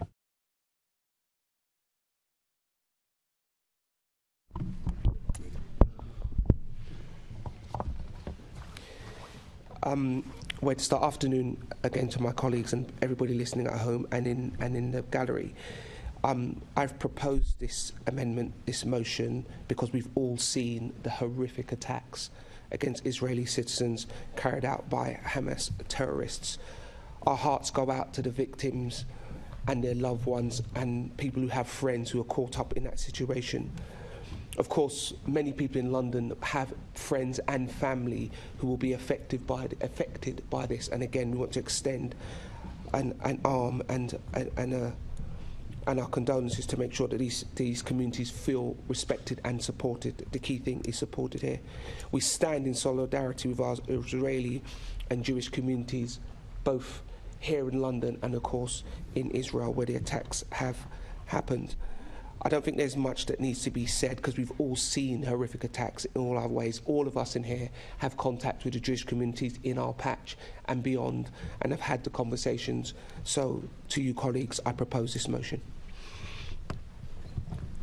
Thank you. Assembly Member Clark to second. Thank you, Chair, and thank you to Lord Bailey for proposing this motion, of which I'm very happy to second. There's no justification for murder of innocent people, and these terrorist attacks are appalling and will be called out by this Assembly. I was in Israel over summer, and what became apparent to me was that the Jewish community have a safe place in Israel, and when Israel is under attack, and then we have anti-Semitic incidents happening outside of Israel, it can feel that nowhere is safe for them to go, and that's all because of the oldest hatred in the world, which is anti-Semitism. Just during this meeting, the last 5 minutes, I had a text message from the LFI who I visited Israel with, and the kibbutz we visited. They're saying 70 to 80% of those residents have been murdered. It's absolutely appalling.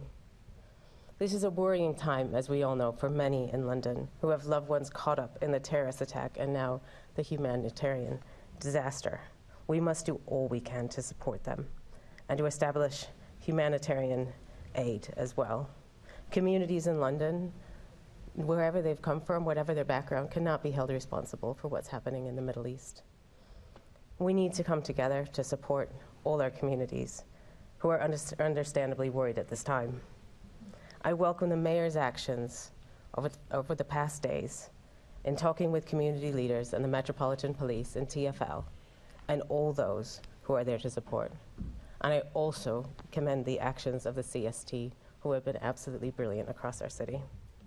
We must not let terrorism divide us, and I hope to see unanimous support for this motion. Thank you. Sorry, I haven't seen any speakers. Assembly Member Moema, and then Assembly. If that's okay, Assembly Member Pigeon. Thank you very much indeed, and thank you both for bringing this really important motion before us today.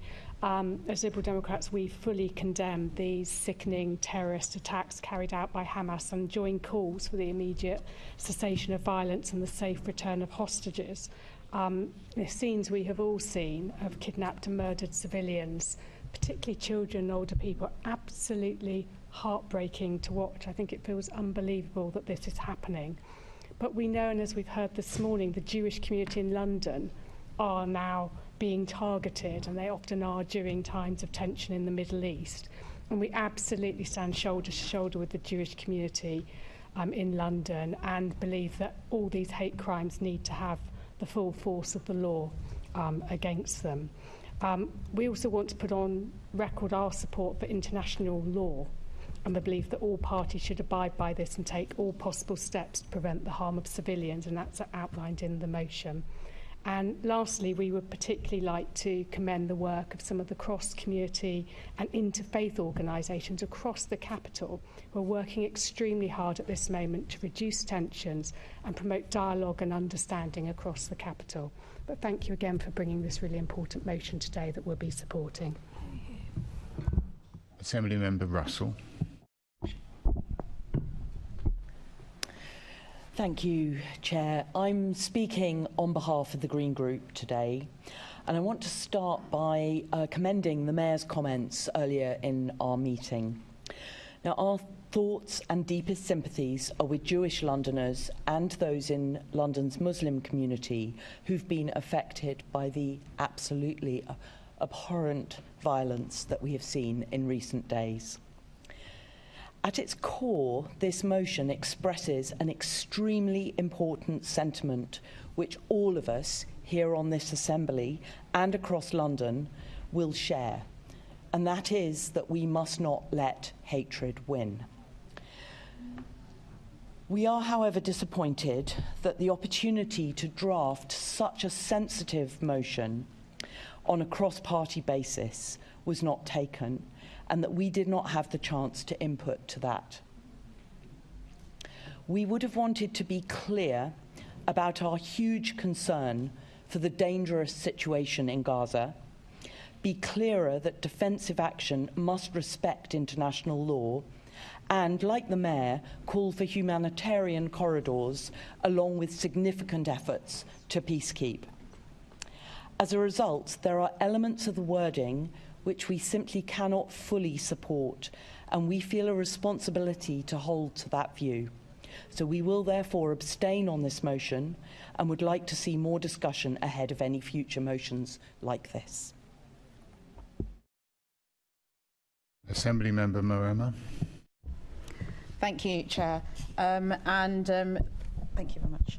I just want to put it on record that I utterly condemn the attacks by Hamas on Israeli citizens in recent days and the consequences for civilians both in Gaza but also in Israel, and what that has meant for Jewish Londoners here and also inter-community relations in a constituency like mine in Stamford Hill.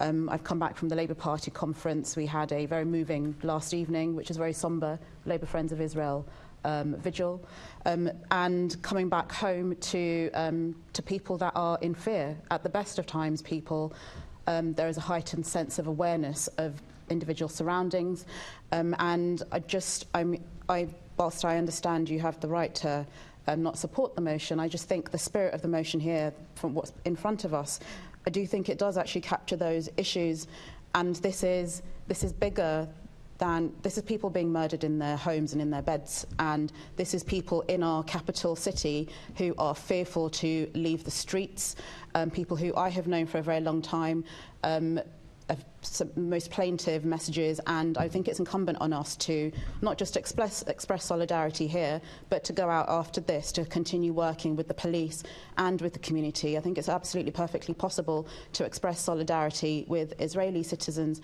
and also have those concerns about the impact of people on Gaza. But I think at this moment in time, should be about centring what has happened, completely unprovoked attack. And I really hope that other members of the Assembly can support this motion in its entirety and in the spirit that is intended. Thank you. Assembly Member Lord Bailey to sum up. Thank you, Chair. Firstly, this motion was deliberately written in the broadest, most welcoming sense it could be written. All of my colleagues have had an opportunity to look at this and say any objections, say their piece to it. I was greatly heartened by the input from the Labour group, which I wholeheartedly accepted and think added to the situation. I think it was a very good intervention, and I thank you for that. I think the sentiment on display here by most of my colleagues shows a very unique situation we're in. One, the very, very, very close relationship between the Jewish community in Israel and throughout the world is quite unique. When I went to Israel and they took me around where some of the rocket attacks had happened, it wasn't lost on me that the person showing me around was a Londoner. And they'd lived in both places very frequently. That is why when this attack happened, and let's be clear, it was an attack by Hamas, and it was a very murderous attack out of the blue. The ripples were felt across the world, particularly here in London because of our large Jewish community. Hence, I think it's very important to, as Assemblymember Swemmer said, to send a message about where we are. This isn't about the deeper, more complicated issues about a two-state solution, etc., etc. This is about people who've been murdered in their homes and the ripple effect it is having already here in London across the world. So I am quite disappointed that certain people I find it hard to support this. I deliberately avoided the politics and spoke about the people involved. Black, white, rich, poor, gay, straight, old, young. There is no justification for what Hamas have done to Israeli citizens.